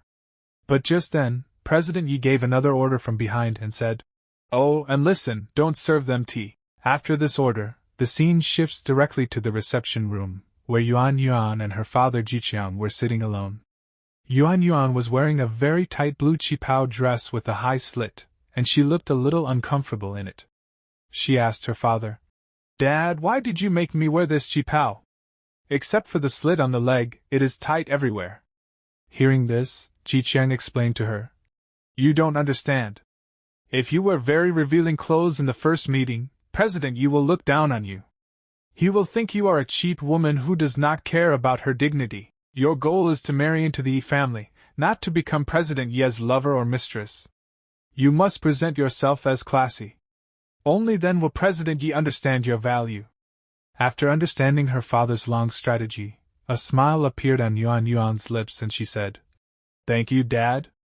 I will definitely snatch President Yi away from Qin Hongyan." At the same time, Jiqiang started thinking greedily in his mind.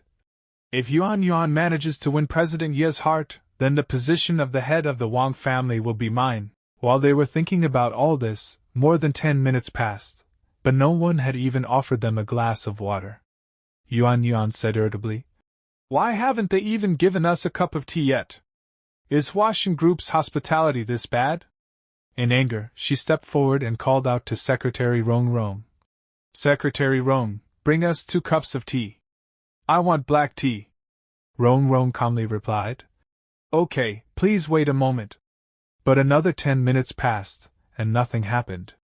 After waiting for so long, Yuan's anger reached the sky and she shouted loudly, "I'm really getting angry! That secretary still hasn't brought the tea." Seeing her behavior, Ye Chen quickly calmed her down and said, "Once you become President Ye's wife, you can fire her directly. Don't get angry right now. President Ye may come in at any moment." Hearing her father's words, Yuan calmed down a little and immediately adjusted her clothes. Then she sat straight like a queen with a calm and elegant posture. But their waiting still did not end. Another half-hour passed, and now Yuan's entire body was exhausted. Wearing that tight dress, she collapsed onto the sofa and said while breathing heavily, "Dad, I can't tolerate this anymore. Sitting like a refined and elegant lady is really tiring. Why hasn't President Yi arrived yet?" Seeing her condition and after such a long wait, Ye Chen's face also became tense, and he said, "It seems President Yi doesn't value us at all. He made us wait for a whole hour." But before he could even finish his sentence, suddenly the door of the reception room opened with a click, and the moment it opened, Ye Chen walked in. Seeing Ye Chen appear there so suddenly, both Ye Chen and Yuan were stunned and froze in their places. Ye Chen first looked at Yuan, who was lying across the sofa casually, and seeing her posture, he mocked her and said, "Sister Yuan, I know that at home you stay very relaxed and casual, but do you behave like this even outside? Didn't your father tell you that sitting like this in front of others is considered rude?" Just then Ye Chen's eyes fell on her tight qipao dress, and looking at her from head to toe he said, "You're wearing a qipao. In these 3 years this is the first time I've seen you wearing one. I didn't expect that there was still a little bit of Jiangnan elegance left in you." Hearing Ye Chen's sudden appearance and his comments, Yuan quickly sat straight and said angrily, "Ye Chen, I didn't wear this qipao for you, so stop having any misunderstandings about me. You weren't even worthy of a woman like Wang Jia, so how could you possibly be worthy of me?" Hearing this, Ye Chen replied, "You misunderstood, I was just saying." But before he could finish speaking, Ye Chen interrupted and said, "You are just a mere bodyguard. What are you doing here upstairs? Where is President Yi?"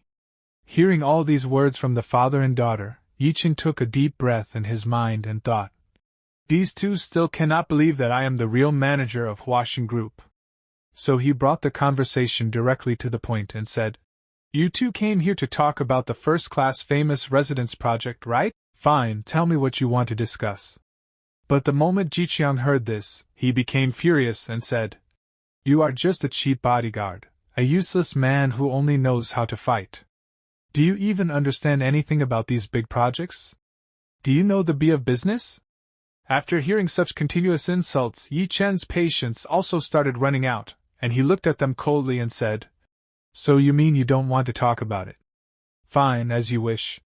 I'm leaving." As soon as Ye Chen turned toward the door, Yuan suddenly ran after him and grabbed his hand to stop him, and in a slightly hurried voice she said, "Wait a minute, Ye Chen. Don't go yet. I need to ask you something important." Then she asked him, "You have been Qin Hongyan's bodyguard for the last 2 days, right? So you must know very well about the romance and affair between Qin Hongyan and President Yi." Ye Chen didn't understand why this girl had suddenly turned into a gossip ant, but he casually replied, "Yes, I know a little about it." The moment Yuan heard this, she became extremely excited and immediately asked, "Ben, can you tell me how intimate their relationship really is? Do they stay together at night?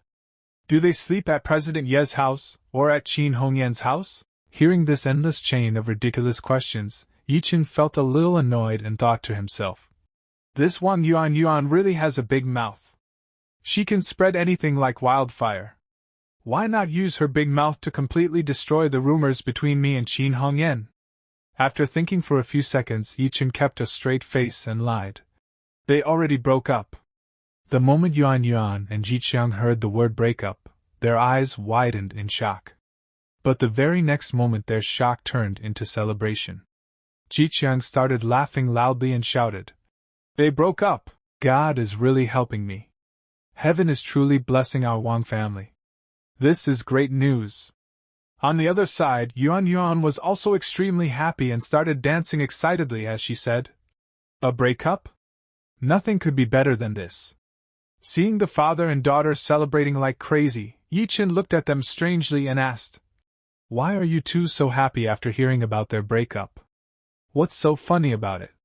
At this moment Yuan Yuan sat back on the sofa like a queen, with a smile on her face, and said to Ye Chen, "Ye Chen, oh no, calling you little you wouldn't sound right either, because President Ye's surname is also Yi. So I'll call you Little Chen." Hearing this sudden change in her attitude, Ye Chen became confused and thought to himself, "In just a few seconds you changed my name and title 3 times. What exactly is going on inside your small brain?" Then Ji Chen said, "Your brain really works like a pig's. Now you are just an ordinary employee of Huashan Group, right? That means President Yi is your boss. You should know that President Ye's future wife is going to be your ex-sister-in-law, my daughter Wan Yuan Yuan. Our family wants to form a powerful alliance with Huashan Group through Yuan Yuan's marriage. If this plan succeeds, even a brat like you will become a distant relative of our family." Hearing these unrealistic fantasies, sweat appeared on Ye Chen's forehead. He looked at Yuan Yuan and asked, "I'm asking you seriously, Sister Yuan Yuan. Are you really so arrogant and overconfident that you think President Yi will fall for you the moment he sees you?" Hearing this, Yuan Yuan proudly replied, "As long as the other person is a man, it is impossible for him to ignore my charm and beauty. I have always kept myself pure, and I have never even had a boyfriend before. I just need to take the initiative and show a little of my magic, and President Yi will definitely become crazy about me. And yes, there's one more thing. I have always suspected that the person who gifted that $1 million jet bracelet at Grandma's birthday party was none other than President Yi himself. Maybe President Yi has been my biggest admirer for a long time." After hearing all these ridiculous fantasies from her, it is going to be very interesting to see what new drama will happen next.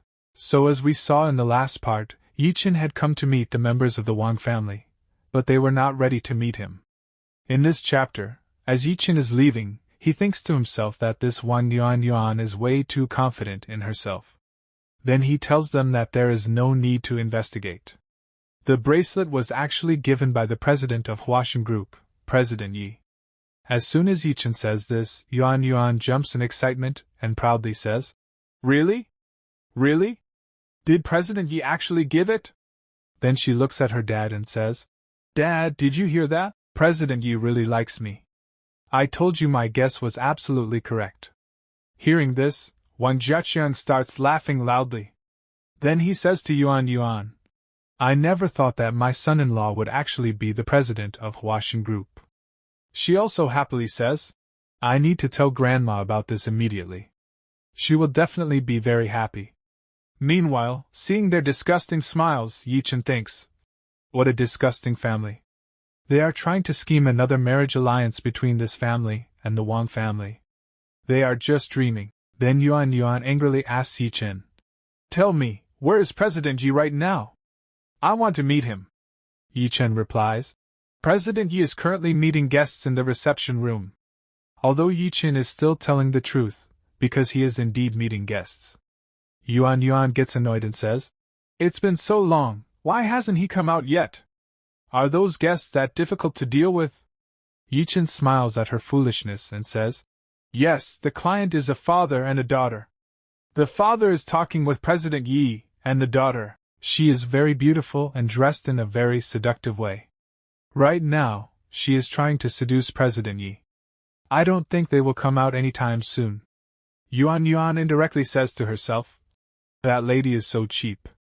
Being so shameless in President Yi's company. Now I understand why President Yi hasn't come to meet us yet." Then she asks, "Which room are they in? I'll go slap that cheap woman."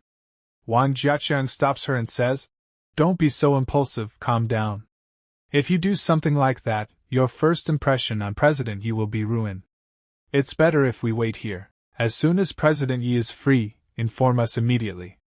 And Yuan starts behaving as if she is already President Ye's wife. Hearing all this, Ye Chen leaves from there. Now after 5 minutes, Secretary Zhao arrives there. She says, Mr. and Miss Wang, President Yi had some urgent work, so he has left the company. He asked you both to go back for now. Hearing this, both of them are shocked and left speechless. Wang Jiaqian asks, Did President Yi say when he will be free? Will he come back this afternoon? Secretary Zhao replies, I'm not sure.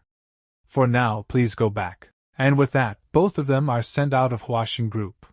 While leaving, Yuan says, It's a pity President Yi is so busy, otherwise I would have completely charmed him right here. Wang Jiaqian says, But this trip wasn't completely useless. At least now we know that the jade bracelet worth crores, which Grandma received, was actually given by President Yi. He calls his mother and says, Mom, it's me, Wang Jiaqian. Please have everyone wait at Shishan Villa, because I have something important to tell you. Now the scene shifts to Shishan Villa. All the Wang family members start gathering. Wang Jieqi asks, What happened? You just left and came back so quickly. Did the contract get finalized? Yuan says, No, it's not about the contract. There is another piece of good news. Then proudly she says, The jade bracelet worth crores that was gifted at Grandma's birthday banquet was actually given by President Yi of Huaxin Group. Hearing this, Wang Jieqi's parents are shocked and say, What? That gift was from President Yi? Wang Jieqi thinks in her heart, How did I even believe that Ye Chen could give such a gift? I really overestimated him at that time. Her father says, How is this good news? Her mother says, President Yi and President Qin were lovers, and President Qin also has a good relationship with our Wang family. If he sent the gift because of her, then why would he send it separately at the end? Wang Jiaqian shouts, Sulan! President Yi and President Qin have already broken up. If it was because of Miss Qin, then why send it separately?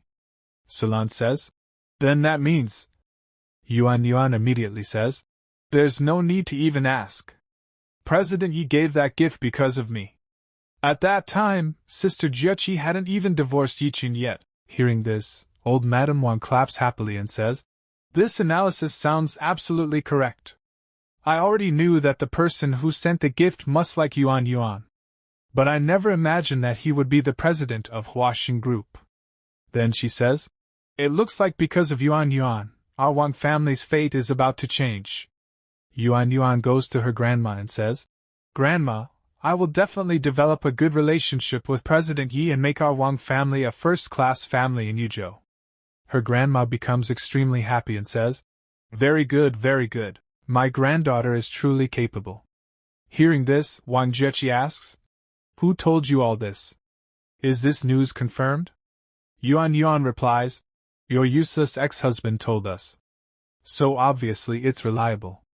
Then she tells everything that happened today.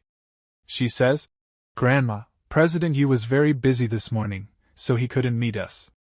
But this afternoon, I will go alone and meet him. Don't worry, I can handle it. Hearing this, Wang Jieqi tries to say something but stays silent. Yuan humiliates her and says, Sister, if you don't have any work this afternoon, will you act as my driver and drop me at Huaxin Group? Hearing this, Jieqi thinks, Wang Yuan has gone too far. She is humiliating me in front of the entire family. She angrily says, I'm very busy today, so I can't take you. Saying this, she runs out. Her mother tries to stop her, but she doesn't stop. In the next scene, she is driving her car somewhere. She is driving angrily, thinking about Yuan's words. Suddenly, a tree appears in front of her car. Because of the speed, she loses control, and before she realizes, she crashes into the tree. Crying, she says, I hate this. I really hate this, she also says. All of this happened because of Ye Chen. Because of him, I got humiliated in front of my family. Now the scene shifts to Huaxin Group. Ye Chen is sitting in his office doing paperwork when his phone rings. As soon as he picks up the call and says hello, a voice from the other side shouts, "Ye Chen, you bastard, I hate you!" Hearing Wang Zheqi's voice, Ye Chen thinks, even after all this time, this woman never reflects on herself.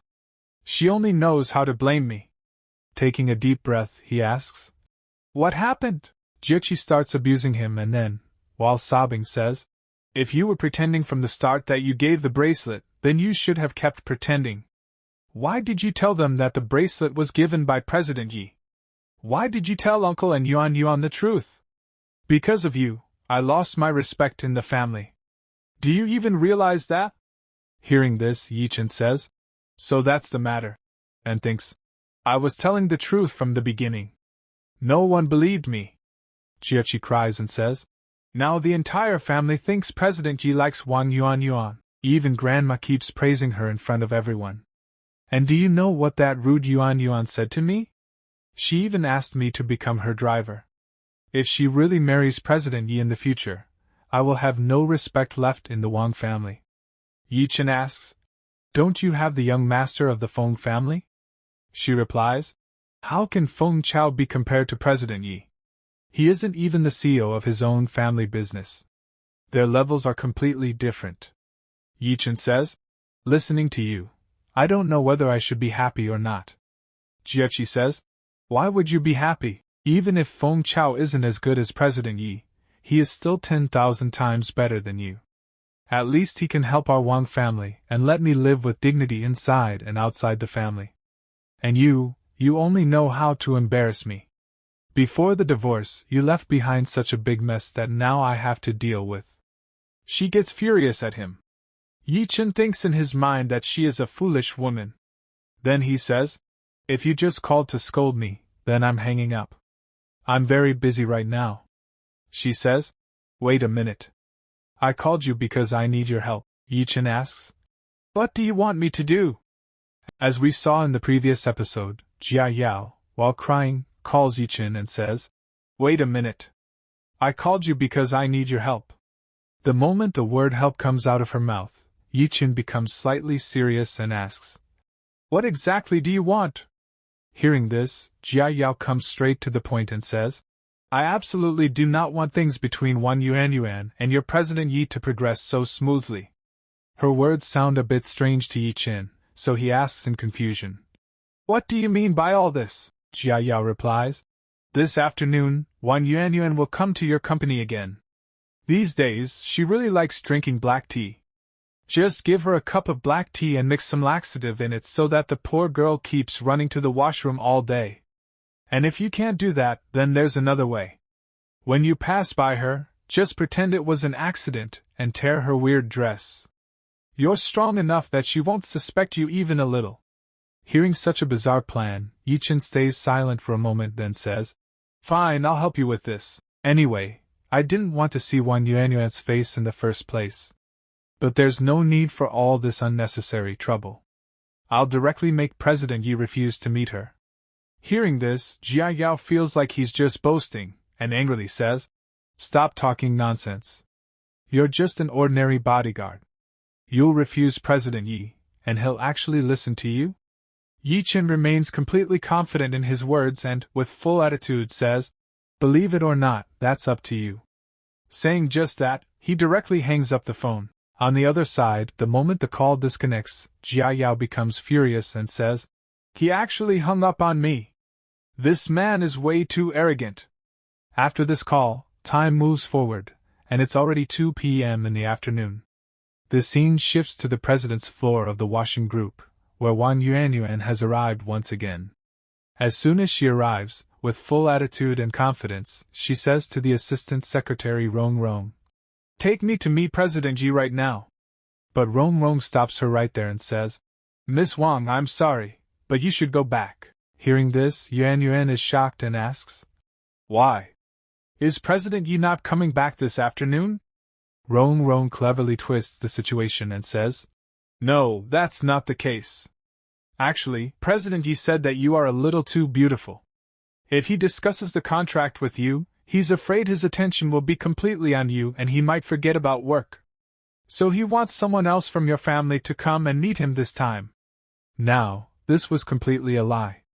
But hearing this, Yuan becomes overjoyed and shyly thinks, meet someone else? Did President Yi really praise my beauty this much? Rong adds fuel to the fire and says, yes, absolutely.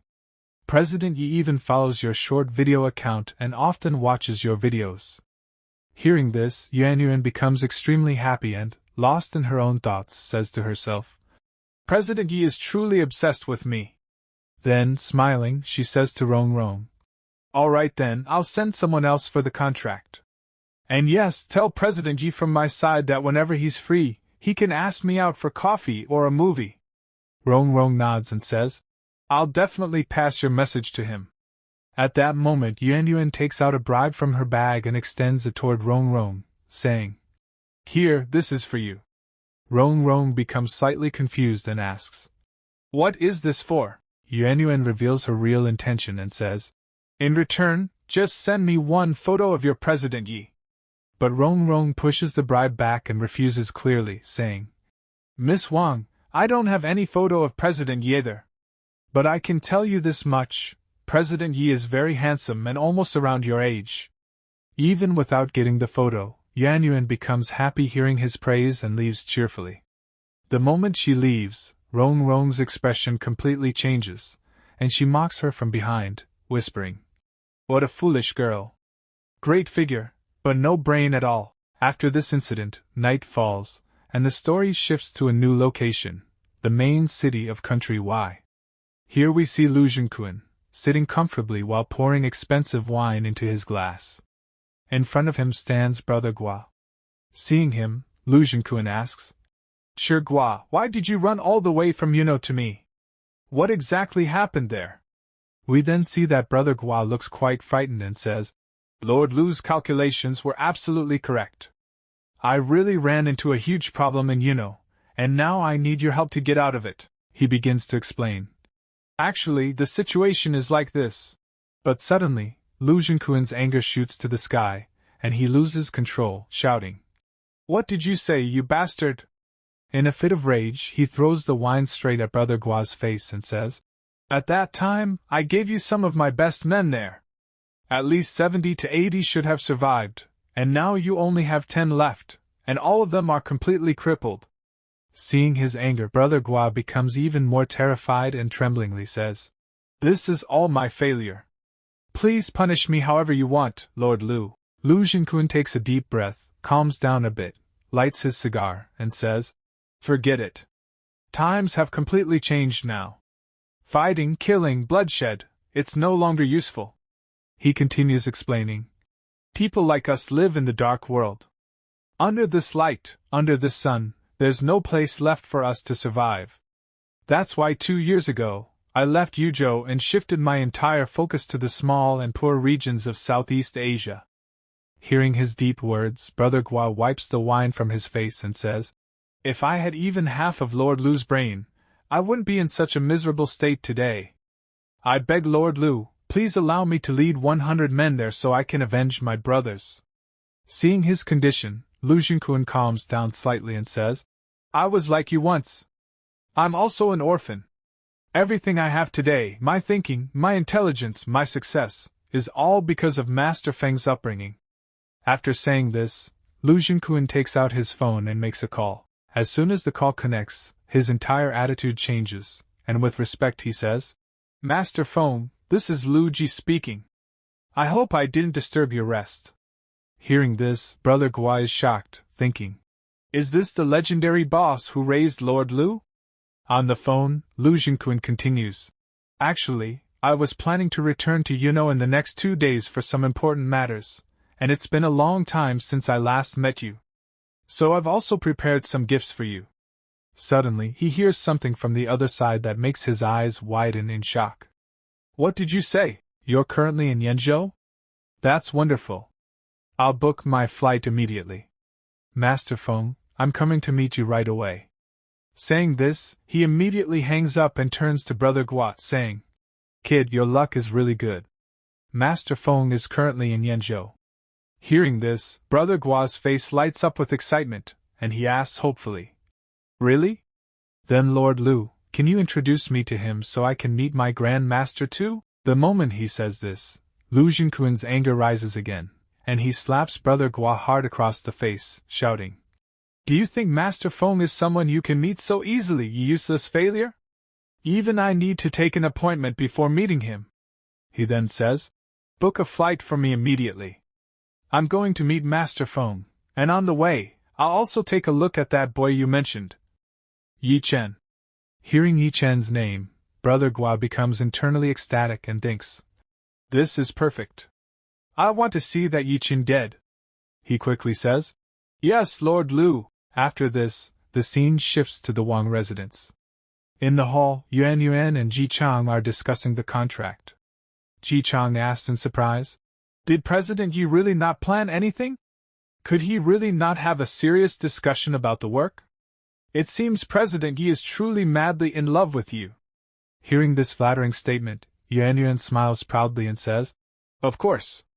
Ji Chang understands the situation and decides, "Since President Yi requested someone else for the meeting, Xiao Jie, you go meet him tomorrow." At that moment, Xiao Jie is staring at his phone, where a message reads clearly, "Tomorrow, Ye Chen will regret being born into this world."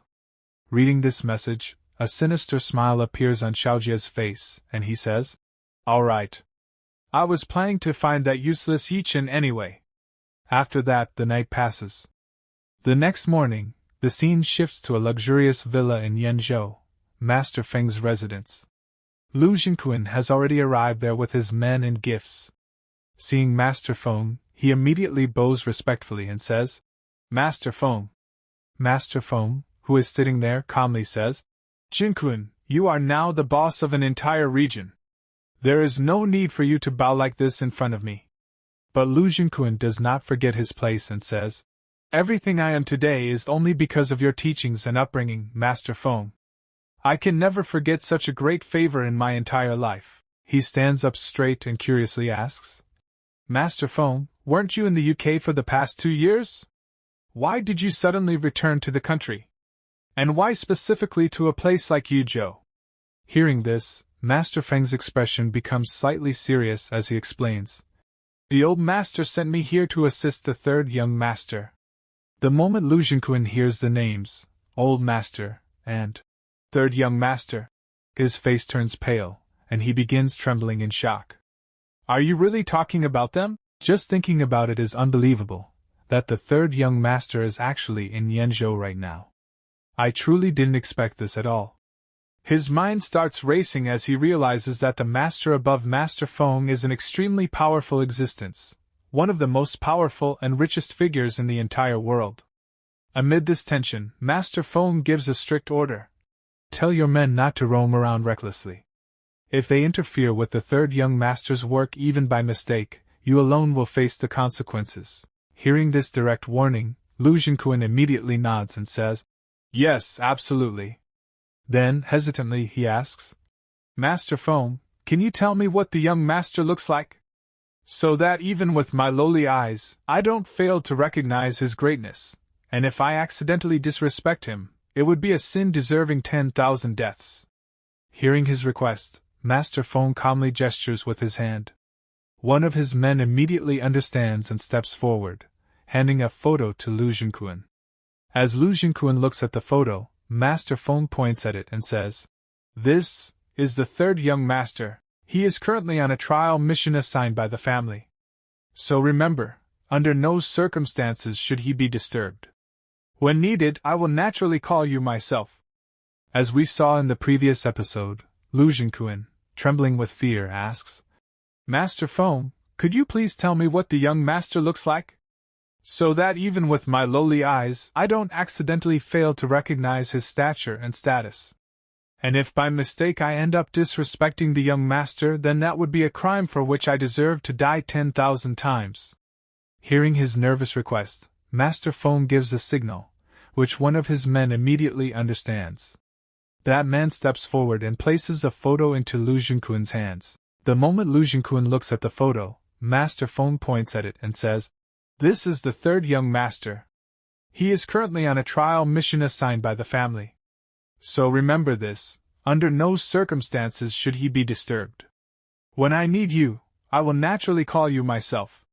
As soon as Lu Zhenkuan sees the photo, he says with admiration, Brother, the third young master is truly so handsome. Just one glance is enough for anyone to tell that he belongs to a great and powerful family. Then, in a hopeful tone, he continues, I truly hope that someday I'll be fortunate enough to see the honorable face of the young master in person. Hearing this, Master Feng tells him, the third young master has already been in Yuzhou for 3 years, and he will stay here for another 1 or 2 years. After giving this information, Master Feng becomes slightly curious and asks, By the way, weren't you recruiting people in Southeast Asia over the past few years? Then why did you suddenly come back here? Hearing his boss's question, Lu Zhenkuan immediately explains, I have an underling named Sigua who got into some trouble. I brought nearly 100 thugs recruited from different countries in Southeast Asia with me so that I can help him deal with the situation. As soon as Master Feng hears this, a strict expression appears on his face, and he gives a direct warning. I don't care what you do. Just make sure that none of this affects the third young master. Feeling the seriousness in Master Feng's voice, Lu Zhenkuan quickly nods in fear and says, Yes, absolutely. Lightening the atmosphere a bit, Master Feng says, All right, come, play a game of chess with me. Let's see how much you've improved. After this, the scene directly shifts to the washing group company. There, in the reception room, we see Wang Xiaojie, who is fuming with anger. He grumbles irritably. What the hell is going on with the CEO of washing? He's made me wait here in the reception room for a full 2 hours. He continues muttering. What is President Yi even thinking? He clearly likes my sister, yet he treats me, his future brother-in-law, so coldly and rudely. Looking at his phone angrily, he adds, These rich tycoons and their attitudes are seriously so strange and ridiculous. Suddenly, an idea pops into his head, and he decides, No. I'll go and directly ask that guy Ye Chen. Thinking this, he immediately takes out his phone and calls Ye Chen. On the other side, Ye Chen is calmly sitting in his office, and as soon as his phone rings, he sees Wang Xiaojie's name on the screen. Exactly 5 minutes after the call, the reception room door opens, and Ye Chen walks in and says, What exactly do you want from me? Seeing him, Wang Xiaojie steps forward and says, Hey, you brat, you're here? Tell me, where is your President Yi? Hearing this, Ye Chen remains completely calm. A faint sarcastic smile appears on his face as he coolly replies, President Yi is currently talking with an idiot. Hearing this taunt, Wang Xiaojie doesn't even realize he's the one being insulted. Instead, he laughs loudly and says, I think so too. That guy must be an idiot to talk to President Yi for so long. Meanwhile, Ye Chen looks at him and thinks, You don't even have the awareness to recognize yourself. The idiot I'm talking about is you. Then Wang Xiaojie looks at Ye Chen and says, Ye Chen, you say you're just a bodyguard, but you dress like some president. What exactly are you trying to show off? He doesn't stop there and continues threatening. And what you did to me in front of all those big shots in Yunzhou, I won't let that go so easily. But his threats don't affect Ye Chen even a bit. Smiling, Ye Chen throws another taunt. Didn't you try to use Sigua to trap me? But unfortunately your brother Gu is no longer in a position to help you take revenge. At the mention of brother Gu, a sly smile appears on Wang Xiaojie's face. He confidently says, Don't be so arrogant. Brother Gu has received around 100 top-level thugs from his boss. So don't blame me for not warning you. From now on, be careful when you go home after work, and don't stay drunk, so you can at least feel it when you're beaten into a pig's face. Hearing this, Ye Chen becomes slightly serious. He thinks, lately I've been going to and from the office with Lin Hengyan. If they hurt her, that will become a real problem. Understanding the seriousness of the situation, he decides to settle this matter right now. He thinks, there won't be a better time than this. So he directly says to Wang Xiaojie, Why don't you call them here right now, to the company parking lot? That way they won't have to trouble themselves attacking me after work. It's better to settle this here directly. Hearing this proposal, Wang Xiaojie becomes delighted. Taking out his phone, he says, Good, you said it yourself. I'll call Brother Gu right now and have his men come here. If you've got the guts, come downstairs and wait with me. Ye Chen replies with a slight smile. Sure, I'll wait.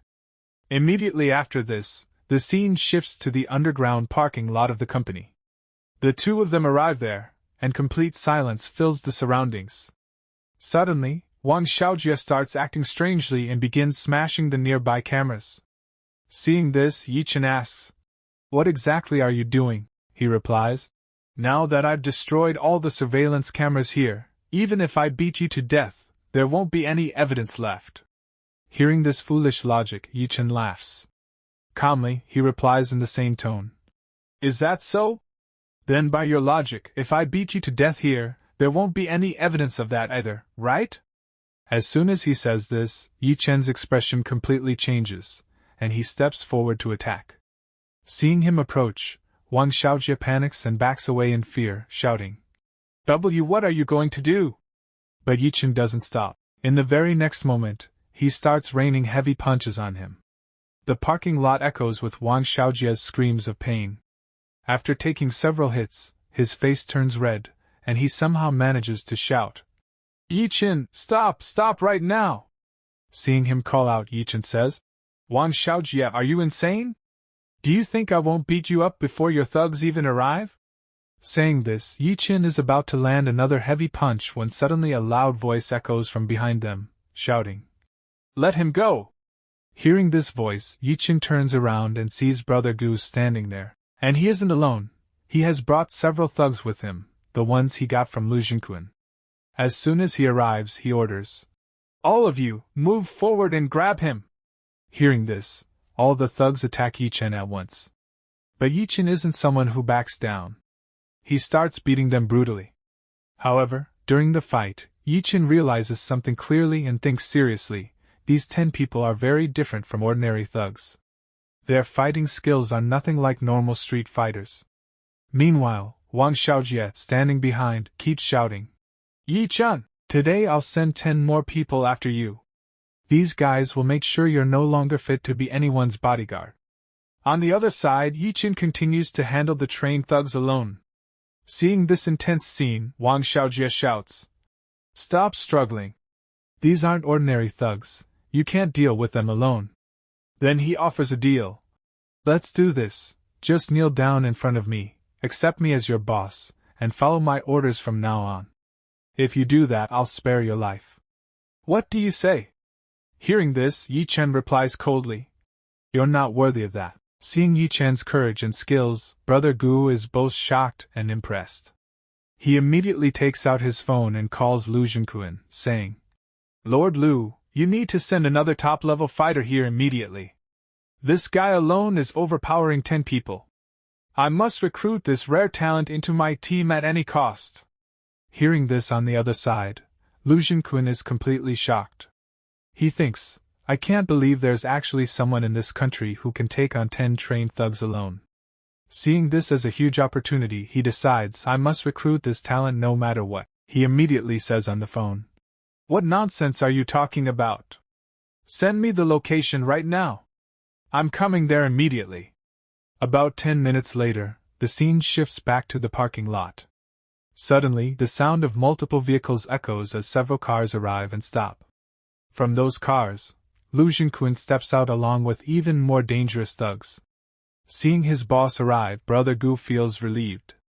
He runs up to him and says happily, Lord Lu, you're finally here. I told you earlier, 10 people aren't enough for this guy. You should just send 100 people at once. But Lu Jinquan glares at him angrily and shouts, You're all useless, complete trash. Get out of my way! Seeing him so furious, Brother Gu trembles and nods quickly. Ignoring him, Lu Jinquan walks forward. Meanwhile, Ye Chen, still fighting, notices him and thinks, Let me see what this so-called Lu looks like. By now, Ye Chen's breathing has become slightly heavy from continuous fighting. While still battling, he calculates in his mind, I've already used more than half my strength dealing with these 10. If more people arrive now, things could become dangerous. At that moment, his eyes fall on the newly arrived Lu Jinquan. Instantly, a strategy forms in his mind. Instead of dealing with these wolves, it's better to capture their leader first. He decides, I'll deal with this Lord Lu first. Just as Ye Chen is about to make his move, Wang Xiaojie bursts into loud laughter and mocks him. Ha ha! Ye Chen, Lord Lu is someone way beyond your level. If you know what's good for you, kneel down and beg for forgiveness right now. As soon as Wang Xiaojie finishes his arrogant words, Lu Jinquan steps forward and finally sees Ye Chen's face clearly. The moment he sees him, his breath stops. His condition worsens instantly. His eyes widen in shock, and trembling, only one word escapes his mouth. You! At this moment, Wang Xiaojie misunderstands the situation and thinks Lord Lu is angry at Ye Chen. Excited, he shouts, Lord Lu, beat him to death! But in the very next second, Lu Jinquan turns around in anger and punches Wang Xiaojie straight in the face. Blood spills from his mouth, and he is left in shock. Holding his cheek in pain, he stammers, Lord Lu, what did you just do? Ignoring him completely, Lu Jinquan walks straight to Ye Chen, and suddenly drops to his knees. With a trembling voice, he says, Young master. And guys, that's where today's chapter ends. As we saw in the previous episode, Lu Jinquan finally stepped forward and clearly saw Ye Chen's face. Just one glance was enough to make his breathing stop. After that, he walked straight up to Ye Chen and dropped to his knees on the ground. A trembling voice came out of his mouth. While bowing on the ground, he thought to himself that this Ye Chen looked exactly like the photo that Master Feng had sent of the third young master. In his panic, he shouted, Young master! I am Master Feng's underling. Seeing this, Ye Chen relaxed a little and thought to himself, Oh, so you're butler Feng's subordinate. Filled with regret for his mistake, Lu Jinquan begged, For everything that happened today, even if I, Lu Jinquan, die 100 times, it still wouldn't be enough. Please punish me, young master. Seeing this, Xiaojie and everyone standing there were completely confused. Xiaojie, troubled, asked, Lord Lu, what are you saying? This is just our family's live-in son-in-law. Why are you calling him young master? At the same time, Brother Gua, shocked, asked, Could it be that you've mistaken him for someone else? Hearing these foolish questions, Lu Jinquan's anger shot through the roof. He turned and shouted furiously at Brother Gua, You are completely useless. Hurry up and kneel before the young master. Brother Gua, who still didn't understand the situation, stammered, Me, kneel before him? Before he could finish, Lu Jinquan walked straight up to him, grabbed his head, and slammed it to the ground in front of Ye Chen, ordering, Shut up and bow down for me. Kowtow 100 times, and remember, if even one sound is too soft, you'll start over from the beginning. Hearing this threat, Brother Gua was terrified. He immediately began banging his head on the ground and crying as he begged, Brother Ye Chen. Master Ye Chen. I, Gua, made a huge mistake by offending you. Please show mercy and forgive me. The entire room echoed with the loud sounds of his head hitting the floor. Seeing this scene, Xiaojie's mind went numb. In fear and confusion, he thought, What is going on? How did Ye Chen suddenly become this bastard Brother Gua's master? Amid the noise, Ye Chen said to Brother Gua, Alright, you don't need to kowtow anymore. You just have to do one thing. You must clearly explain to the Wang family that I did not steal that watch. Seeing this life-saving opportunity, Brother Gua quickly agreed, saying, Yes. I'll tell the Wang family that Wang Jia was the one who ordered me to do all this. Hearing this, Xiaojie panicked and shouted, Hey, Brother Gua! What about me? You can't betray me like this. But hearing his voice, Lu Jinquan turned his attention toward him. In anger, he forced Xiaojie to the ground and shouted, So you're the one who falsely accused our young master? He immediately ordered his men, Take him and throw him into the Luohe River. Hearing this, Xiaojie began screaming in fear. Facing death, he rushed toward Ye Chen, grabbed his leg, and begged, Brother-in-law, please save me. We are family. You can't let them treat me like this. But Ye Chen said angrily, Who the hell is your brother-in-law? Even then, Xiaojie shamelessly cried, Brother Chen, I know I was wrong. Please forgive me. I'll make a deal. I'll give you Wang Yuanyuan. And tonight I'll personally get Wang Jian drunk and send her to you. Hearing this, Ye Chen's blood boiled. He kicked Xiao Jia hard and shouted, "You're truly a beast. Wang Jian and Wang Yuanyuan are both your sisters, and one of them is even your biological sister. And you're offering them like gifts? Do you have even a shred of humanity left in you?" At this point, Lu Jingquan's men grabbed Xiao Jia again. But Xiao Jia kept begging, "Brother-in-law, at least save my life." Seeing his condition, Ye Chen gestured to the men and said, "Let him go for today." Then he turned to Xiao Jia and warned, "When you go back, you must clearly tell the Wang family how you framed me." Hearing this, Xiao Jia nodded frantically in fear and ran away, saying, "Yes, yes. Thank you, Brother Qin." After he left, Lu Jingquan once again knelt respectfully and said, "Young master, I am Jingquan, Master Feng's subordinate. This time, I have brought 100 men from Southeast Asia, and I am ready to offer all of them for your service." Hearing this, Ye Chen said, "I know, take your men and leave for now." In his heart he thought these people might play a big role in some special situations in the future. After this, the story shifts to Shishan Villa, where Xiao Jia arrives in a badly beaten condition. Seeing the injuries on his face, Grandma anxiously asked, "Xiao Jia, how did you get these injuries?" Hearing this, Xiao Jia lied, "Oh, it's nothing. I just had a minor car accident." But in the middle of it, he ended up revealing the truth and said, "Grandma and Uncle, actually, Ye Chen didn't steal the Richard Mille watch. I was the one who framed him." Inside, trembling with fear, he thought, Ye Chen has connections with powerful and dangerous people. It's better not to mess with him in the future. Even after hearing the truth, old Madame Wang's anger toward Ye Chen didn't decrease. She said, "Forget about that. So what if he was falsely accused? Ye Chen is not that clean either. Even if he didn't steal from my house, I'll find out whether he has stolen from somewhere else. Otherwise, how could someone like him afford to stay in a 5-star hotel?" After venting her anger, the old lady changed the topic and asked expectantly, "By the way, Xiao Jia, did you go to the Wanshan group today?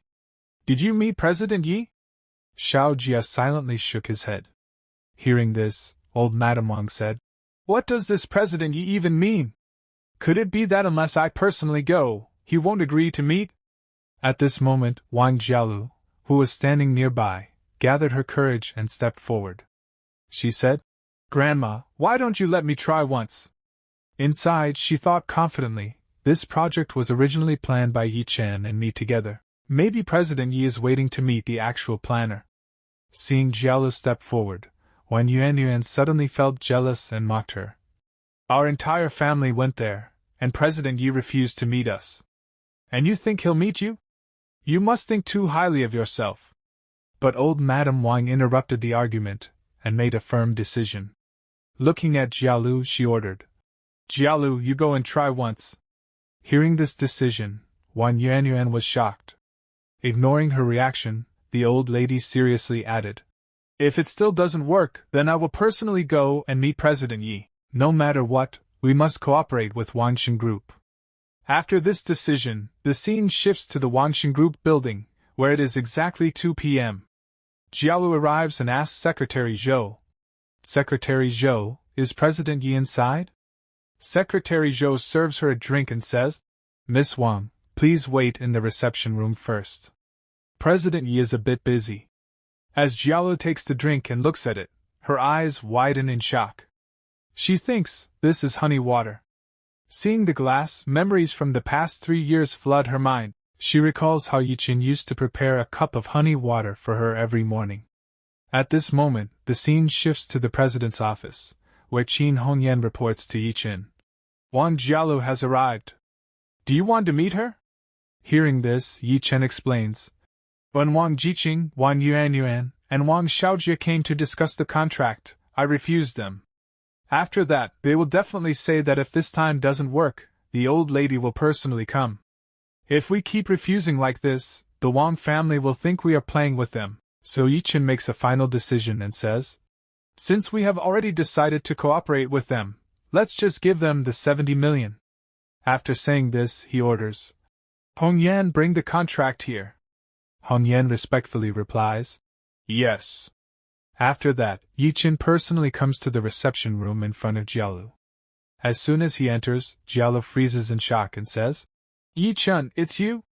On the other hand, seeing Jialu, Ye Chen thinks in his heart, one, Jialu always liked to wear comfortable and casual clothes at home, yet she still looked very cute and beautiful. Jialu quickly says, President Yi must be very busy, right? I think he won't be able to come for a while. So you can sit and talk with me. But Ye Chen replies coldly, I have nothing to talk about with you. Getting straight to the point, he hands her the contract and says, Take a look at this contract. If you don't see any problems, you can sign it. The 70 million will be transferred to your company account in 3 installments within a week. Hearing this amazing offer, Jialu's eyes widen in shock. She asks, Has President Yi already agreed? I thought he would need more time to review everything before sending the money. As she opens the contract, her mind goes completely blank. Looking at the title, she says in shock, This? Because written in bold letters on the contract was the name, First Class Jialu. Seeing this name, Jialu is stunned and asks, Why is it named this? Suddenly, a memory from half a year ago flashes in her mind. She thinks in shock, this is the same name Ye Chen gave to this project when we planned it together. In the flashback, the past Ye Chen smiled and said to Jialu, This project was made for you, so why not name it First Class Jialu? And guys, the chapter ends right here. Until next time, bye bye.